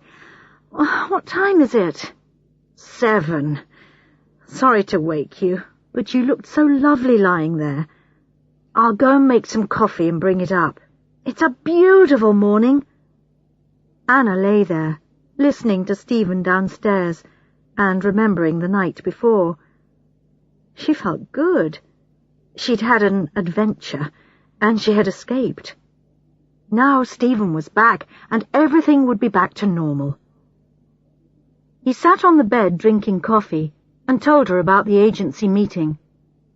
Everyone had all agreed in the end that the sale of the company was the best thing. The buyers had been honest about the future and said there were no guarantees of people keeping their jobs. There would have to be some restructuring, which, according to Stephen, meant a lot of people losing their jobs. "So, we're going to have a few months without knowing whether I'll be one of the lucky ones," said Stephen. "Well, you look very cheerful about it," replied Anna. "There's nothing I can do. It's out of my hands. So to hell with it all for the moment. I don't even know if I want to keep the job anyway," Stephen said, as he started to get undressed. "I'm going to have a shower, and then maybe have a few hours' sleep. Anna was surprised. Stephen didn't really seem worried about it all. How amazing! Perhaps he is changing, she thought. She decided to get up. She didn't feel like lying in bed waiting for Stephen. It was better to be active. She made another cup of coffee and stood outside listening to the morning sounds. Tristan was on his boat, doing something with a fishing net. Probably one of the smelly ones from the car, she thought. How did she feel about him this morning? Quite relaxed, she thought, although something was making her heart beat faster. Must be the coffee, she said to herself, and went inside to get some breakfast. Did you have a good evening with Tristan? Stephen was sitting at the kitchen table. He stood up and put his arms round Anna. Yes, I did, said Anna, wondering for a moment which evening he was talking about. Yes, it was fun. He's very good to be with, and very open about everything, isn't he? It doesn't seem to worry him that he's only just met us. Anyway, what are you doing? I thought you were going to have a bit of sleep. Changed my mind, replied Stephen. The bed seemed empty, and I don't want to waste the day sleeping. I want to start my holiday again. Do you feel like going surfing later? If we walk over there, you can tell me what you've been doing while I've been away. Anna had already decided that she was going to tell him about last night's dinner. She knew if she didn't, he was sure to hear about it from someone else. Half the population of Polreath and St. Leven, probably. So, as they walked over to the surf beach, she told him all about going on the boat out to the rocks, and the accident, and about Gino's, and even about Tristan and Jill splitting up. But she missed out the walk at the end of the evening. She could feel Stephen looking at her once or twice. Well, you have been busy, he said thoughtfully. She seemed to have been perfectly happy without him. You obviously enjoyed it all. You like Tristan, don't you? Yes. Don't you? She replied. Yes. At least what I know of him, said Stephen slowly. I like the way he lives, and the way he seems to know what makes him happy. That's quite rare. Anna waited. She realized that Stephen hadn't finished. Did he tell you he went to university? He got a degree in civil engineering. He was offered a good job, too, but he didn't take it. He wanted to come back to Polreath instead. He could have been really successful by now, probably a manager with a high salary, but he knew that wasn't really for him. Stephen paused. Now it was Anna's turn to look at him. What are you saying? Asked Anna. Well, nothing really, just that I think he made the right decision, for him, Stephen said. Are you trying to tell me you feel you've made the wrong decision? I always thought you loved the advertising world and life in the city, said Anna. I do. I did. Stephen stopped for a moment. All I'm saying is, I think I've reached a crossroads in my life. I feel it's time for a change of direction. Maybe it's a midlife crisis. I don't know. You're too young for a midlife crisis, replied Anna. Have you got any ideas about what you'd like to do then? One or two, but they're still just ideas, so I don't really want to talk about them yet. I've heard that before, thought Anna. Stephen continued. I need time to think more. Everything's happened so quickly. Not that quickly, actually, she said. You've seemed different the last few weeks. I think this has been coming for a while. You're probably right. But don't push me to say more at the moment, will you? I need time. They walked on in silence, busy with their own thoughts. Anna wasn't surprised by what Stephen had said. She just hoped he'd talk to her more before taking any big decisions. After all, it affected her life too. The surf beach was busy when they got there. I'm ready for this, said Stephen. After the last 48 hours, I need action. They went to the beach shop and hired surfboards. Neither of them felt like having a lesson. They wanted to try it themselves first. They swam out with the boards to just beyond the point where the waves were starting. Then they watched to see what other people did. Timing was the important thing. You had to catch the right wave at exactly the right time. If you missed it, there was nothing to carry you in towards the beach. You had to try again, wait for the next suitable wave. It was fun. They couldn't really do it well, but they enjoyed trying. Stephen did manage to stand up on his board for about 10 seconds, but Anna was perfectly happy lying down on the board, surfing in on her stomach. "I've had enough!" shouted Anna. "I'm giving up for the moment!" She lay on the sand and let the sun warm her. Then she sat up to watch Stephen. He was doing quite well, but then he often did do well at sport. She could see he wanted to be good at this. "I enjoyed that," said Stephen, lying down on the beach beside her. "When you get it right, it's a great feeling." Turning over, he put his cold, wet hands on Anna's stomach. "Oh, you horror! Your hands are freezing!" He laughed and pulled her to her feet. "Time for lunch. I could eat a horse." They carried their surfboards to the open-air cafe and parked them next to some others. They had burgers and French fries with lots of ketchup and enjoyed every mouthful of it. "God, that was wonderful. Just what I needed," said Stephen. "OK, what do you want to do now, then? I'd quite like to go back to the cottage. My sleepless night is catching up with me. I'm beginning to feel really tired." "That's fine with me. I'm very happy sitting in the front garden watching the world. I've got yesterday's crossword to finish, too."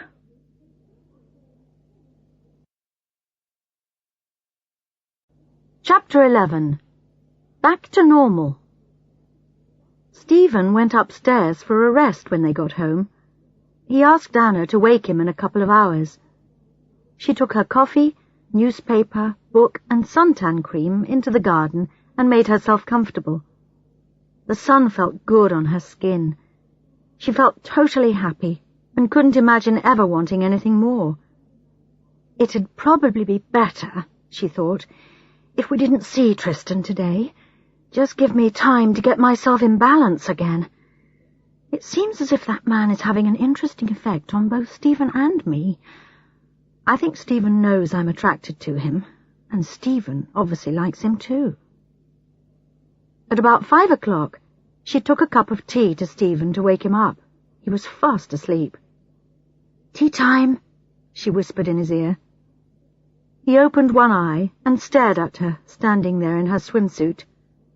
How nice to be woken up by a half-naked woman with a cup of tea. "Why don't you join me in here? It's lovely." She got in, and they made love. They knew each other so well. It was all so familiar, not passionate, but comfortable and loving. "I'd like to stay here forever," said Stephen. "What, in bed?" "No, in Polreath," he laughed.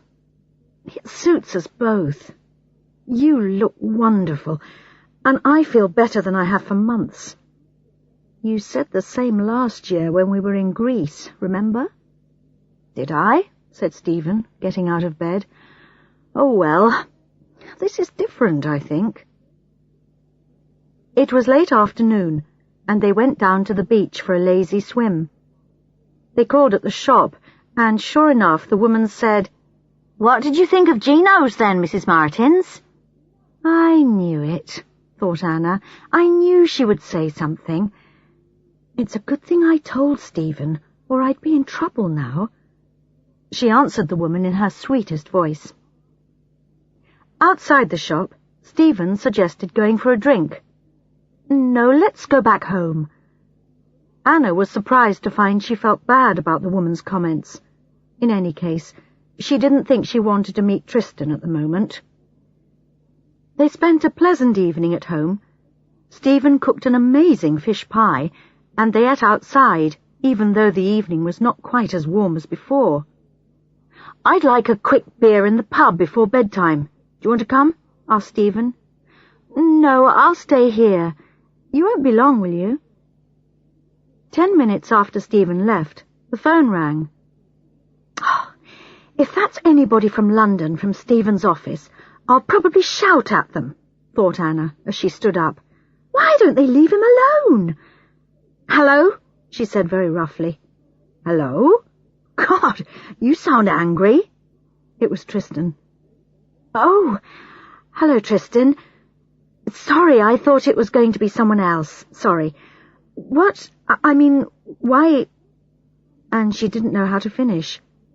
You mean, why am I ringing? Tristan finished her question for her. Well, I saw Stephen going into the Fisherman's Arms, so I thought I'd just check to see if everything's okay. Yes, I think so, she said. Stephen's happy to be back. In fact, I thought when the phone rang it was going to be someone about his work. That's why I sounded angry. Is everything okay with you? Yes, fine. A pause. The other reason I rang was to remind you that there's another trip to Skellig tomorrow morning, if you're interested. It'd be nice to see you. Both of you, I think. Tristan sounded a bit embarrassed. Right. We'll probably come. I'll mention it to Stephen when he gets back. What's the weather forecast for tomorrow? Asked Anna. I thought it was a bit cooler tonight. It's not going to change, is it? No, not yet, he replied. We've got the good weather for a bit longer, so they say. Look, Tristan, why don't you go and join Stephen in the bar? He'd like to see you, I know, and it might be a good idea to see him without me around for the first time since we, And again, Anna couldn't finish. That's probably a good idea, said Tristan brightly. Thanks. I won't say anything about ringing you tonight, and I'll mention the trip to Skellig to him, okay? Good night, Anna. See you tomorrow, I hope. Anna was pleased with herself for being so strong-minded, but she was shaking a bit when she put the phone down. Then she thought it was quite funny, really. Last night with her, tonight with Stephen. Tristan was certainly being very equal in sharing himself between them. She hoped the woman from the shop would see them together.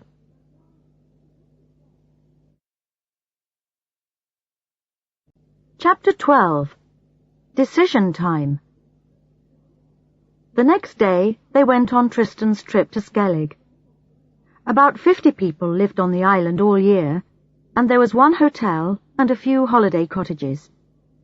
It took them about an hour to walk around the island, which, as Tristan had said, did seem to have something special about it. It was difficult to say exactly what it was. Maybe all small islands had it. The far side, away from the coast, was the best. There was nothing to be seen except the rocks where Anna had been a few days ago. Just ocean, going on forever. After their walk, they sat on the beach and discussed whether they could live there. This was a game they often played when they went somewhere new. Stephen thought he could, if he had some work to do, but Anna didn't think she'd like it. I'd be worried. I might not like any of the other 48 people living here. It's not many to choose from, she said. About half an hour before the boat was leaving, they saw Tristan walking over the beach towards them. It's a beautiful place, isn't it? Said Tristan, sitting down with them. Yes, replied Stephen. Stephen thinks he could live here, said Anna, but I'm quite sure I couldn't. Well, that's good, because the islanders wouldn't be too happy about outsiders moving in. It'd take about 20 years before you were accepted. Tristan sat there for a few minutes. Being in Anna's company again that day had affected him. He remembered last night, the taste of her lips, the smell of her perfume. He turned to look at them both and said, Now, if you really want to live down here, how about buying Dolphin Cottage? Are you serious? Asked Stephen. Why do you want to sell? I'm going to have to buy a new boat for next year, said Tristan. This one's okay at the moment, but if I'm serious about making more of a business out of the trips, I really need a better boat, and they cost a lot. Selling the cottage would give me the money I need, but I'm not in any hurry to sell. I just thought I'd throw it into the conversation, give you something to think about." Tristan's face showed nothing of what he really felt. "Wouldn't it be the same, not being accepted by the locals in Polreath?" Anna asked. "It would be less of a problem than on Skellig, because there are already 1 or 2 outsiders living in the village," explained Tristan. "And of course, Dolphin Cottage has been a holiday place for a few years. But it's true, we do have to watch it. Make sure the villagers are not pushed out." "Hey, wait a minute," said Stephen with a smile. "This conversation is going too fast. We live in London, Anna, remember? Your job's there. Our friends are there. I don't know about my job, but it's there at the moment.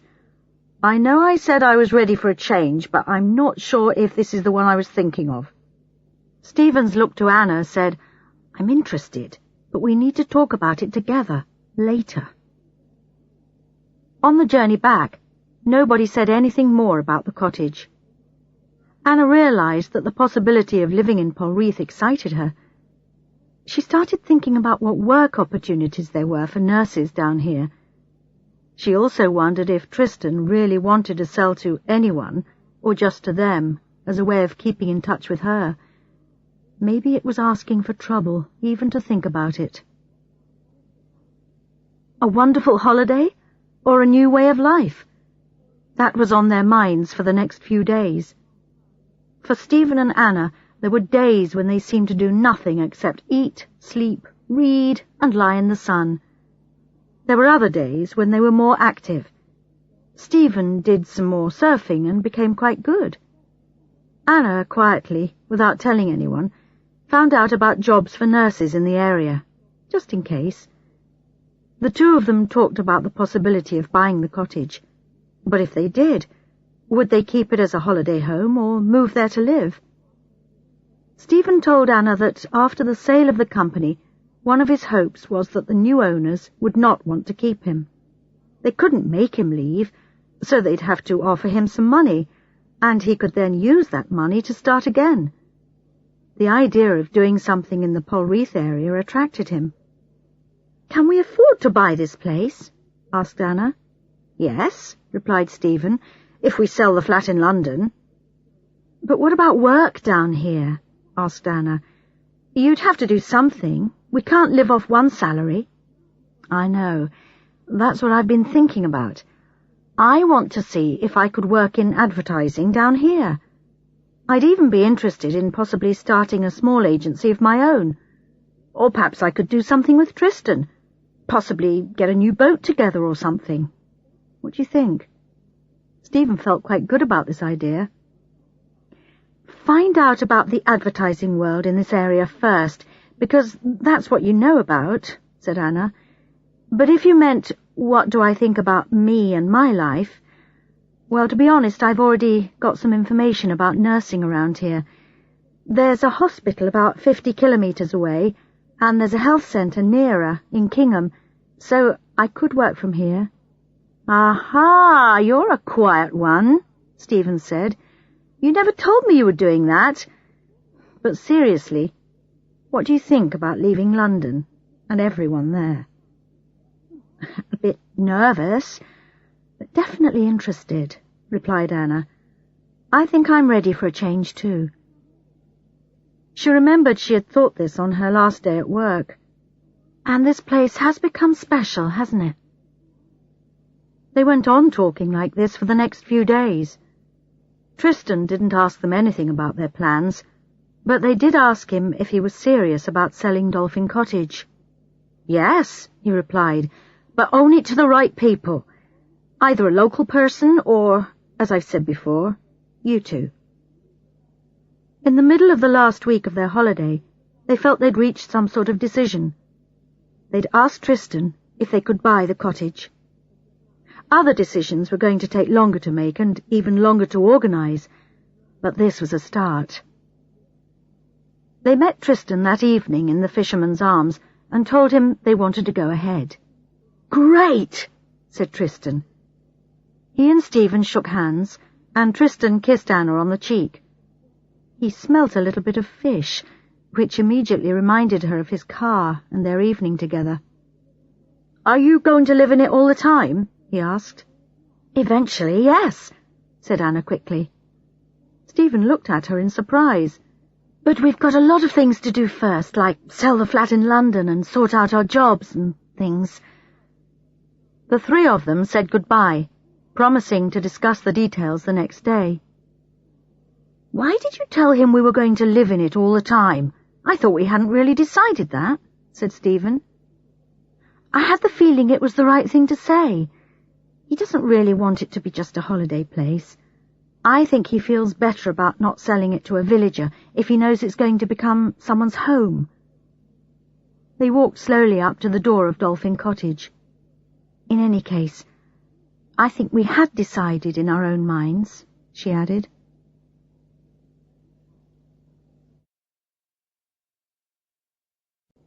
Chapter 13. A Visit from Jill. "I see she's back then." This was the welcome that Anna got when she went into the shop the next morning. "Here we go again," she thought. "More gossip. Still, I'd better try to be polite if we're going to live here." The woman would be a bad enemy to have. "Who's that, Mrs. Lennox? Who's back?" Anna asked. "Tristan's friend, Jill. I saw her coming down the hill early this morning. Went to his house, she did." Mrs. Lennox looked carefully at Anna to see what she thought of this news. Anna tried to show nothing on her face. "That's nice. I'm sure he'll be pleased to see her," she managed to say. She then had a quick conversation with Mrs. Lennox about whether to buy brown bread or white, and what the weather was going to be like for the weekend. Outside, she decided not to take the direct way back to the cottage, but to go round the harbour. She needed to calm down. The news of Jill's arrival had shaken her. She'd felt over the past week or so that she could control her feelings for Tristan. Okay, she liked him, but her feelings for Stephen were stronger and deeper, and she'd really felt there wouldn't be any difficulty between the three of them. Now she felt mixed up again. All sorts of things were going through her head. Had Tristan known Jill was coming and hadn't said anything? How long was she staying? Would she get the chance to meet her? Did this make a difference to their plans? When she got back, Anna told Stephen what Mrs. Lennox had said, without mentioning her own feelings. What she did say was, "It'll be interesting to meet her." "You don't think she wants to move back into Dolphin Cottage, do you?" Stephen said in a worried voice. "Oh, God! This house-buying business is complicated." They sat drinking coffee in silence. Down in the harbour they saw Tristan arrive, and with him was a tall woman with short, dark hair. She was wearing shorts and looking completely at home. Anna and Stephen watched them both get on board Wave Dancer, and Jill, if it was her, helped get everyone else on board for the trip. There was no Gary today, only Tristan and Jill. Anna looked through the binoculars at them. Tristan said something to the woman, who laughed happily. He didn't look up at the cottage, as he usually did. Luckily, Anna had already arranged to go and look around the main county hospital that morning, so she didn't have time to think about things too much. She drove there with Stephen, who was going to visit the public library in the town to find out what he could about advertising companies in the area. Anna liked the hospital. It was the medical centre for the whole region, so they saw a wide range of patients and problems. They told her they were usually short of nurses, so she'd be welcome to apply for a job. But she might have to wait some time before she got a job at the same level as her one in London. When they got back, they found a note on the kitchen table from Tristan. "Sorry to miss you. If you're back in time, we'll be in the Fisherman's from 5. Tristan." We'll be in the fisherman's. Interesting. Let's go, said Stephen. We'd better find out if we're still buying the cottage. Anna quickly changed into her jeans, and they went off to the pub. As they reached it, she saw Tristan and Jill sitting close together and chatting happily. Stephen took hold of Anna's hand as they went over. "Hi, Tristan. We got your note. Here we are." They sat down at the same table and ordered coffee. Jill was introduced, and she started talking about Dolphin Cottage. "You've got the best view in the whole of Polreath from there, haven't you? I used to sit in the front garden watching everything in the harbour." "So do we," said Anna. She tried hard not to stare at the attractive woman sitting opposite her. "It's a lovely old place. Does the cold tap in the bathroom still make a funny noise when you turn it on? It used to drive me mad, but the owner never came to fix it." And she gave Tristan a kiss. Stephen said, "I've mended it. It doesn't make a noise now." Everybody seemed to be looking at everyone else. Jill at Tristan, Tristan at Anna, Anna and Stephen at Jill. "Oh, well, that's good," she laughed. "You sound the perfect people to buy it." Anna smiled at Stephen and thought, "So he's told her, and it doesn't sound as if she's planning to move back in. Oh, good. Well, that's one thing less to worry about." "I've been in touch with my lawyer," said Tristan. "There doesn't seem to be a problem. He's going to get things started. He needs the name of your lawyer, by the way, but we can do all that tomorrow, can't we?" "Fine," said Stephen. "Anyone want another coffee?" "Me, please," said Anna, and Stephen went over to the bar. "Did you have a good trip this morning?" Anna asked Tristan.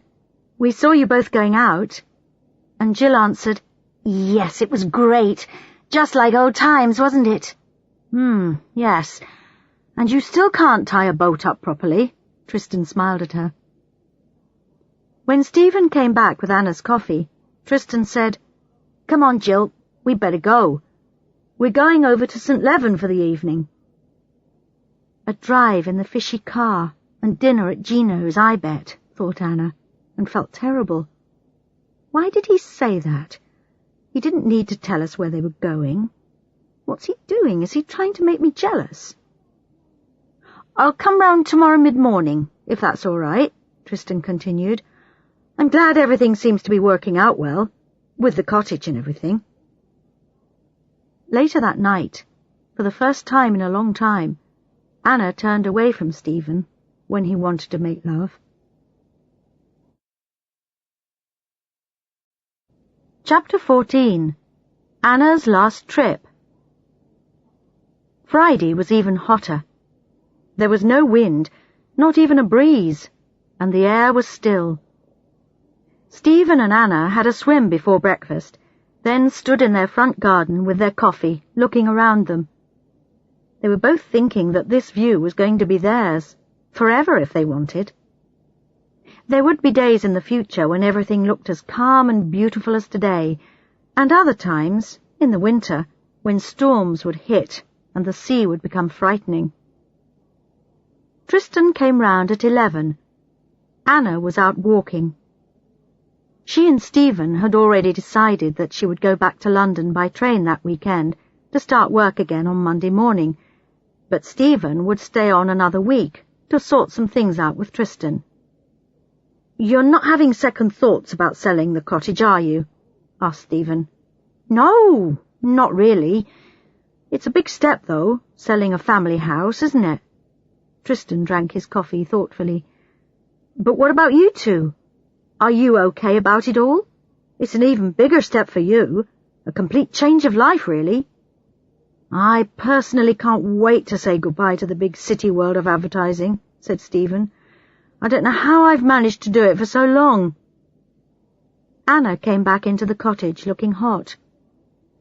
"I think I need another swim to cool down. There's no wind today."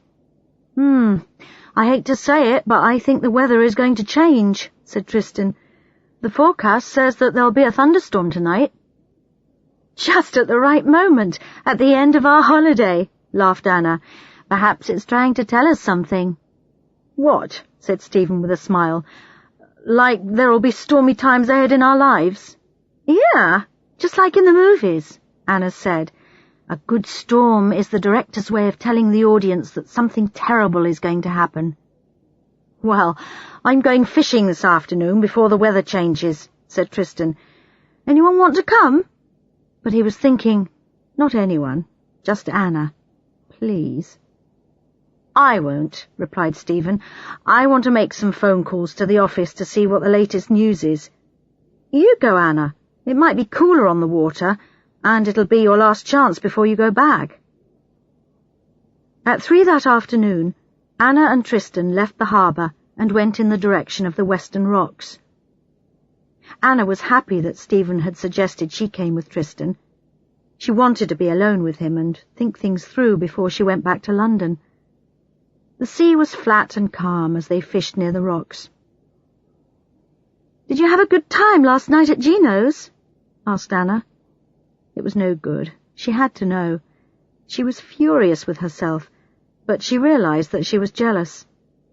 "We didn't go to Gino's, but yes, thanks, we had a nice evening," he said. Anna looked at him and found him looking at her. "Jill went back this morning, to London," said Tristan. "She came to say goodbye. She's got a job in Singapore, starting next month." "Oh, how do you feel about that?" she asked. "A bit sad in some ways, but we'd already accepted that we had no future together, so it wasn't a big surprise. I'll miss her, though." Anna felt good. She had been a little bit jealous of Jill. She took Tristan's hand and said, "I thought she was nice, and you two seemed to get on really well together. I thought she might be coming back to live here." Tristan pulled her close. "Would you have liked that?" "No, I'm sorry to say, I wouldn't." All her mixed-up feelings of the last couple of days were near the surface now. They began kissing. Neither of them wanted to stop. They lay on the floor of the boat, pulling off each other's clothes, and made love eagerly. All the things that they'd been holding back, trying to forget, were set free. Being responsible, being strong-minded, Stephen, Jill, everything, it was all gone from their minds. It was wonderful, a powerful and completely selfish act. After lying there next to each other for a while, Anna turned over to face him. "Oh, hell! What have we done?" "Changed the rules of the game a bit, I'm afraid," replied Tristan, kissing her gently and feeling very loving towards her. "I think it was my fault. I'm embarrassed to say it. I was jealous, seeing you with Jill," Anna admitted. "I was going to say, now you know how I feel when you're with Stephen, but it's not the same. I surprise myself sometimes.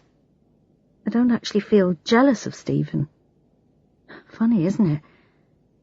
But we didn't make love just because of Jill, did we?" he asked anxiously.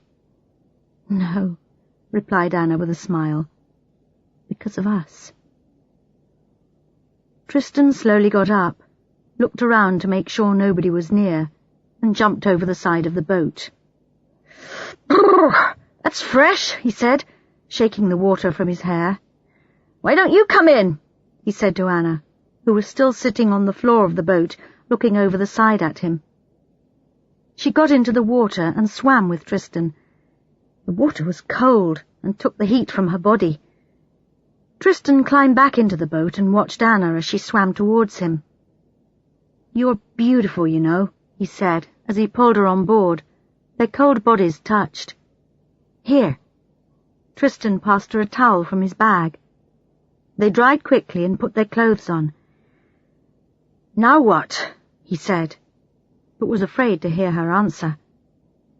"Stephen must never know," said Anna. "We must never do that again. We can't. There's no way we can have an affair. Can you imagine in a place this size? Everyone would know about it. In fact, some bird probably saw us and is already spreading the news. To Mrs. Lennox, no doubt." Do you really think you can just switch off all your feelings just like a tap? I'm not sure I can. Well, we've got to. Reality was hitting Anna, and she was beginning to worry. Have they ruined everything? Would she be able to hide it from Stephen? Should she tell him and make him come back to London and forget about buying the cottage? Tonight was the last night of their holidays. It would be natural for them to make love. Could she do it? Anna, listen. I know the situation as well as you do. You're probably thinking it's not going to work, the three of us living in such a small place. And you may be right. Tristan started the engine. He was feeling very confused. He didn't want this to be the only time that they made love, but he knew the next move was Anna's. So he continued, You've got a choice. Go back to London and take Stephen with you, and forget all about Polreath and living here, or leave things as they are and see what happens. You're going back to London tomorrow anyway. We won't see each other again until you come back. Maybe a bit of time and distance will help. I don't want to ruin everything for you, or for me either, but I want you in my life. Sounds simple, doesn't it? Said Anna. Tristan had his arm round Anna's waist, but now she moved gently away. You're right, though. When we get back, I think it'd be better if we just said goodbye for now. It'll be less complicated if all I have to do is think about behaving normally until I get on the train tomorrow. As the boat came into the harbour, Anna looked up at the cottage and waved to Stephen sitting in the front. Anna, said Tristan quietly, I'm not sorry about what happened this afternoon. Are you? No. But I want to shut it away in a box and not let it escape. Please, Tristan, can we try and pretend nothing has happened? Tristan kissed her. Bye, Anna, he said sadly. I don't know how it'll be when we see each other again, but I'm glad you came to Polreath this summer. He got into his car and drove off, leaving Anna to walk home alone.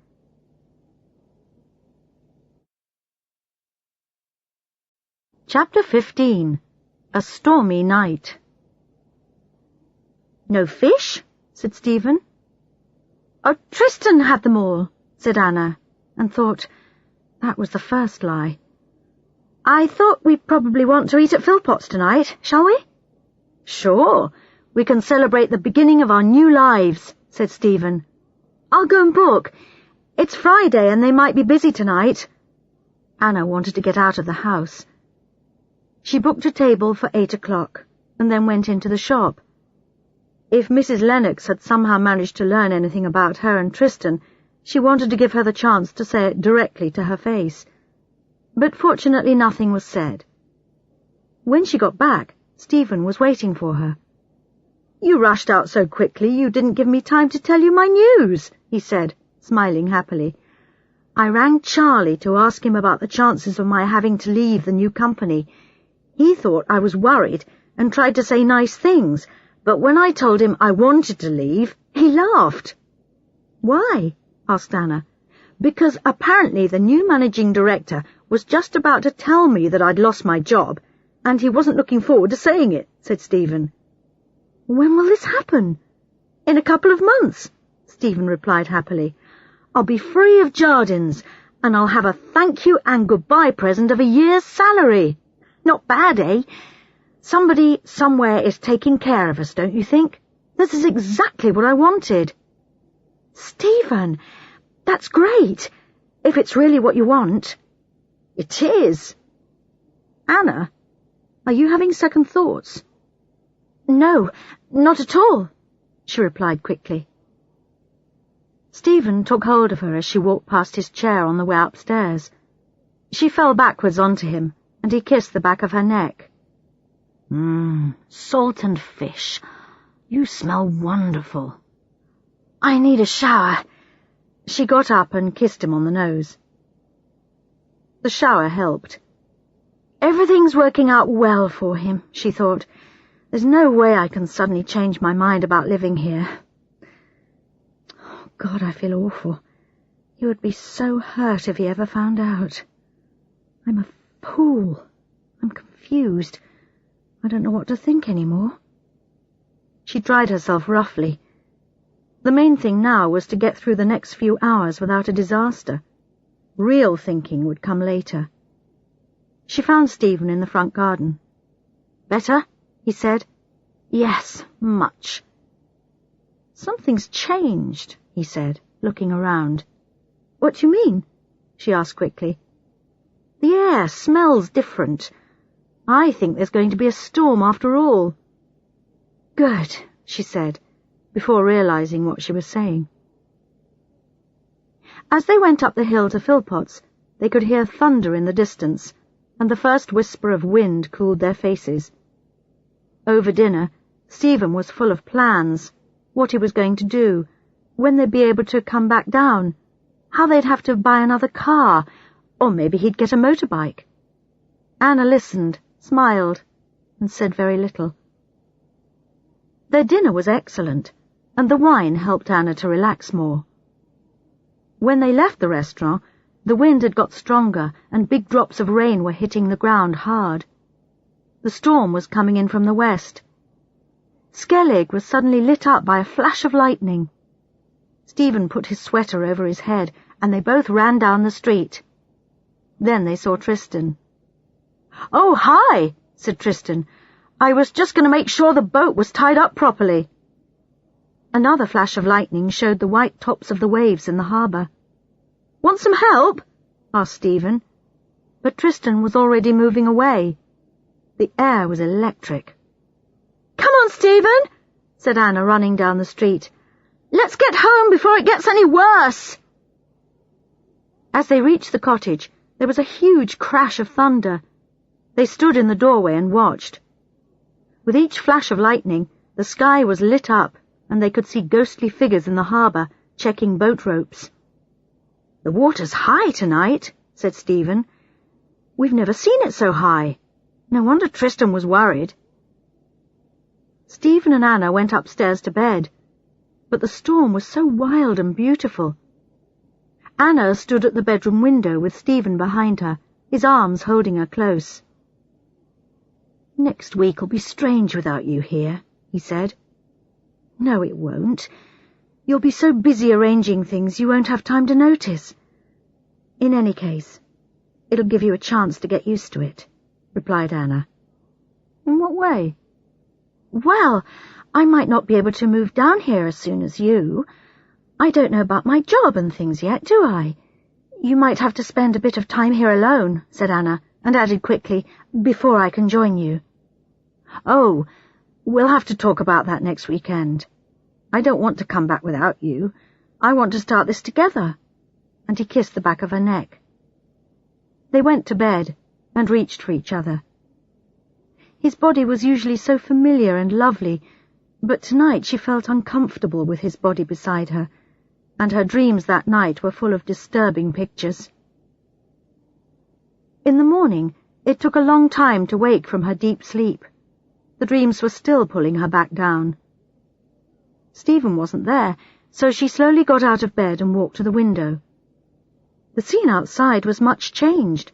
The storm had passed, but the sky was grey. Rain had washed away all the summer's dirt, and the streets looked fresh. She looked down at the harbour. Wave Dancer was still there, good, but she noticed 3 other boats on the beach, on their sides. Several people were down there, standing around, including Stephen and Tristan. She turned away from the window. When Stephen came back, she was ready to leave.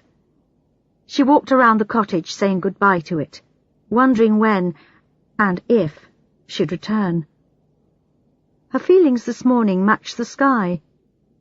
Stephen thought she was unhappy because she was going back to London, and she let him think that. They said a rather sad goodbye at Kingham Station.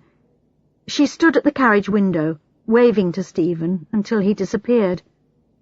Then she suddenly started to cry. Chapter 16. The End of the Affair. Back in London, Anna tried to get herself back into her normal routine. She was busy at the hospital, and that kept her mind fully occupied. Everybody kept telling her how well she looked, and younger too, and that the seaside was obviously good for her. The routine of her familiar life helped her to calm down. In the evenings, in the flat alone, she thought about Polreath and Tristan and Stephen, and she gradually began to realize that what had happened was no more than a holiday love affair. A mixture of lots of different things had let it happen. Stephen's work crisis, her need for some sort of change, the fact that Tristan was very attractive and was attracted to her, and the fact that he was so open and easy to talk to, unlike Stephen recently, and of course the magic of the sun and the sea. But understanding it didn't make her feel any better. She felt guilty that she had started something with Tristan that she knew now she couldn't continue. She had a horrible feeling, however, that it was different for Tristan, but then he wasn't married. He had less to lose. And she was right. Tristan couldn't get Anna out of his mind. The only time he felt calm was when he went out fishing. And as for talking to Stephen, well, it was getting more and more difficult. Stephen, however, wanted to get on with the business of buying Dolphin Cottage. They had agreed on the sale price, and he wanted to pay Tristan the deposit before he went back to London at the weekend. So early on Wednesday morning, he went down to the harbour and found Tristan busy on his boat. "Morning, Tristan," he said. "Didn't see you yesterday. Everything okay?" "Yes, fine, thanks," Tristan replied, as he untied the ropes that held Wave Dancer to the harbour wall. "I'm just going to pick up the lobster pots I put down yesterday, behind Skellig." "Right. Look, can we meet tomorrow evening? I should have the cheque by then," said Stephen. "In the Fisherman's about 7, said Tristan, turning Wave Dancer away from the harbour wall. "Sorry, Stephen, can't stop to talk now. I've got a lot to do." On Thursday morning, Anna woke up with a clear head. As soon as she opened her eyes, she knew that they couldn't buy Dolphin Cottage. They couldn't live in Polreath. She knew that seeing Tristan every day would be a constant reminder, and if she was honest, she was afraid that what had happened once could happen again. Was she really strong enough to cut the relationship? Tristan was lovely, too lovely to hurt any more. Surely it was better to end it all now while she still had the choice. Stephen need never know. Anna stood in the shower, letting the water run over her face. "Oh, Stephen, I'm sorry. You'd never trust me again if you found out, would you?" Anna thought. She realized she didn't want to lose him and the life they had together. True, some of the early excitement had disappeared over the 10 years of their married life, and he could be difficult to live with, but she knew him so well. She knew what he liked to eat, she knew the way he combed his hair, she knew what he would think about a program on TV. He was part of her. The first thing she had to do was stop Stephen buying Dolphin Cottage tonight. He was going to be very confused about why she had changed her mind, and horribly disappointed. And he'd have to find a new job somewhere. Oh, God, how was she going to explain her reasons? Maybe she could introduce the idea of moving out of London, but not going quite so far as Cornwall. It was true she had been thinking about the things she would miss when they moved. Her friends, the fun of living in the capital city. What about Brighton? Lots of London people moved to Brighton, and she and Stephen had always enjoyed the weekends they had spent there. Just as she was walking through to the kitchen, the phone rang. It made her jump. Stephen or Mum, she thought. They're the only people who'd phone so early in the morning. Or maybe it's Tristan. Whoever it was, she wasn't ready to speak. She picked it up nervously. It was Stephen. "Anna, I've just seen Tristan. He's just told me something. We've got to talk." Anna's heart froze.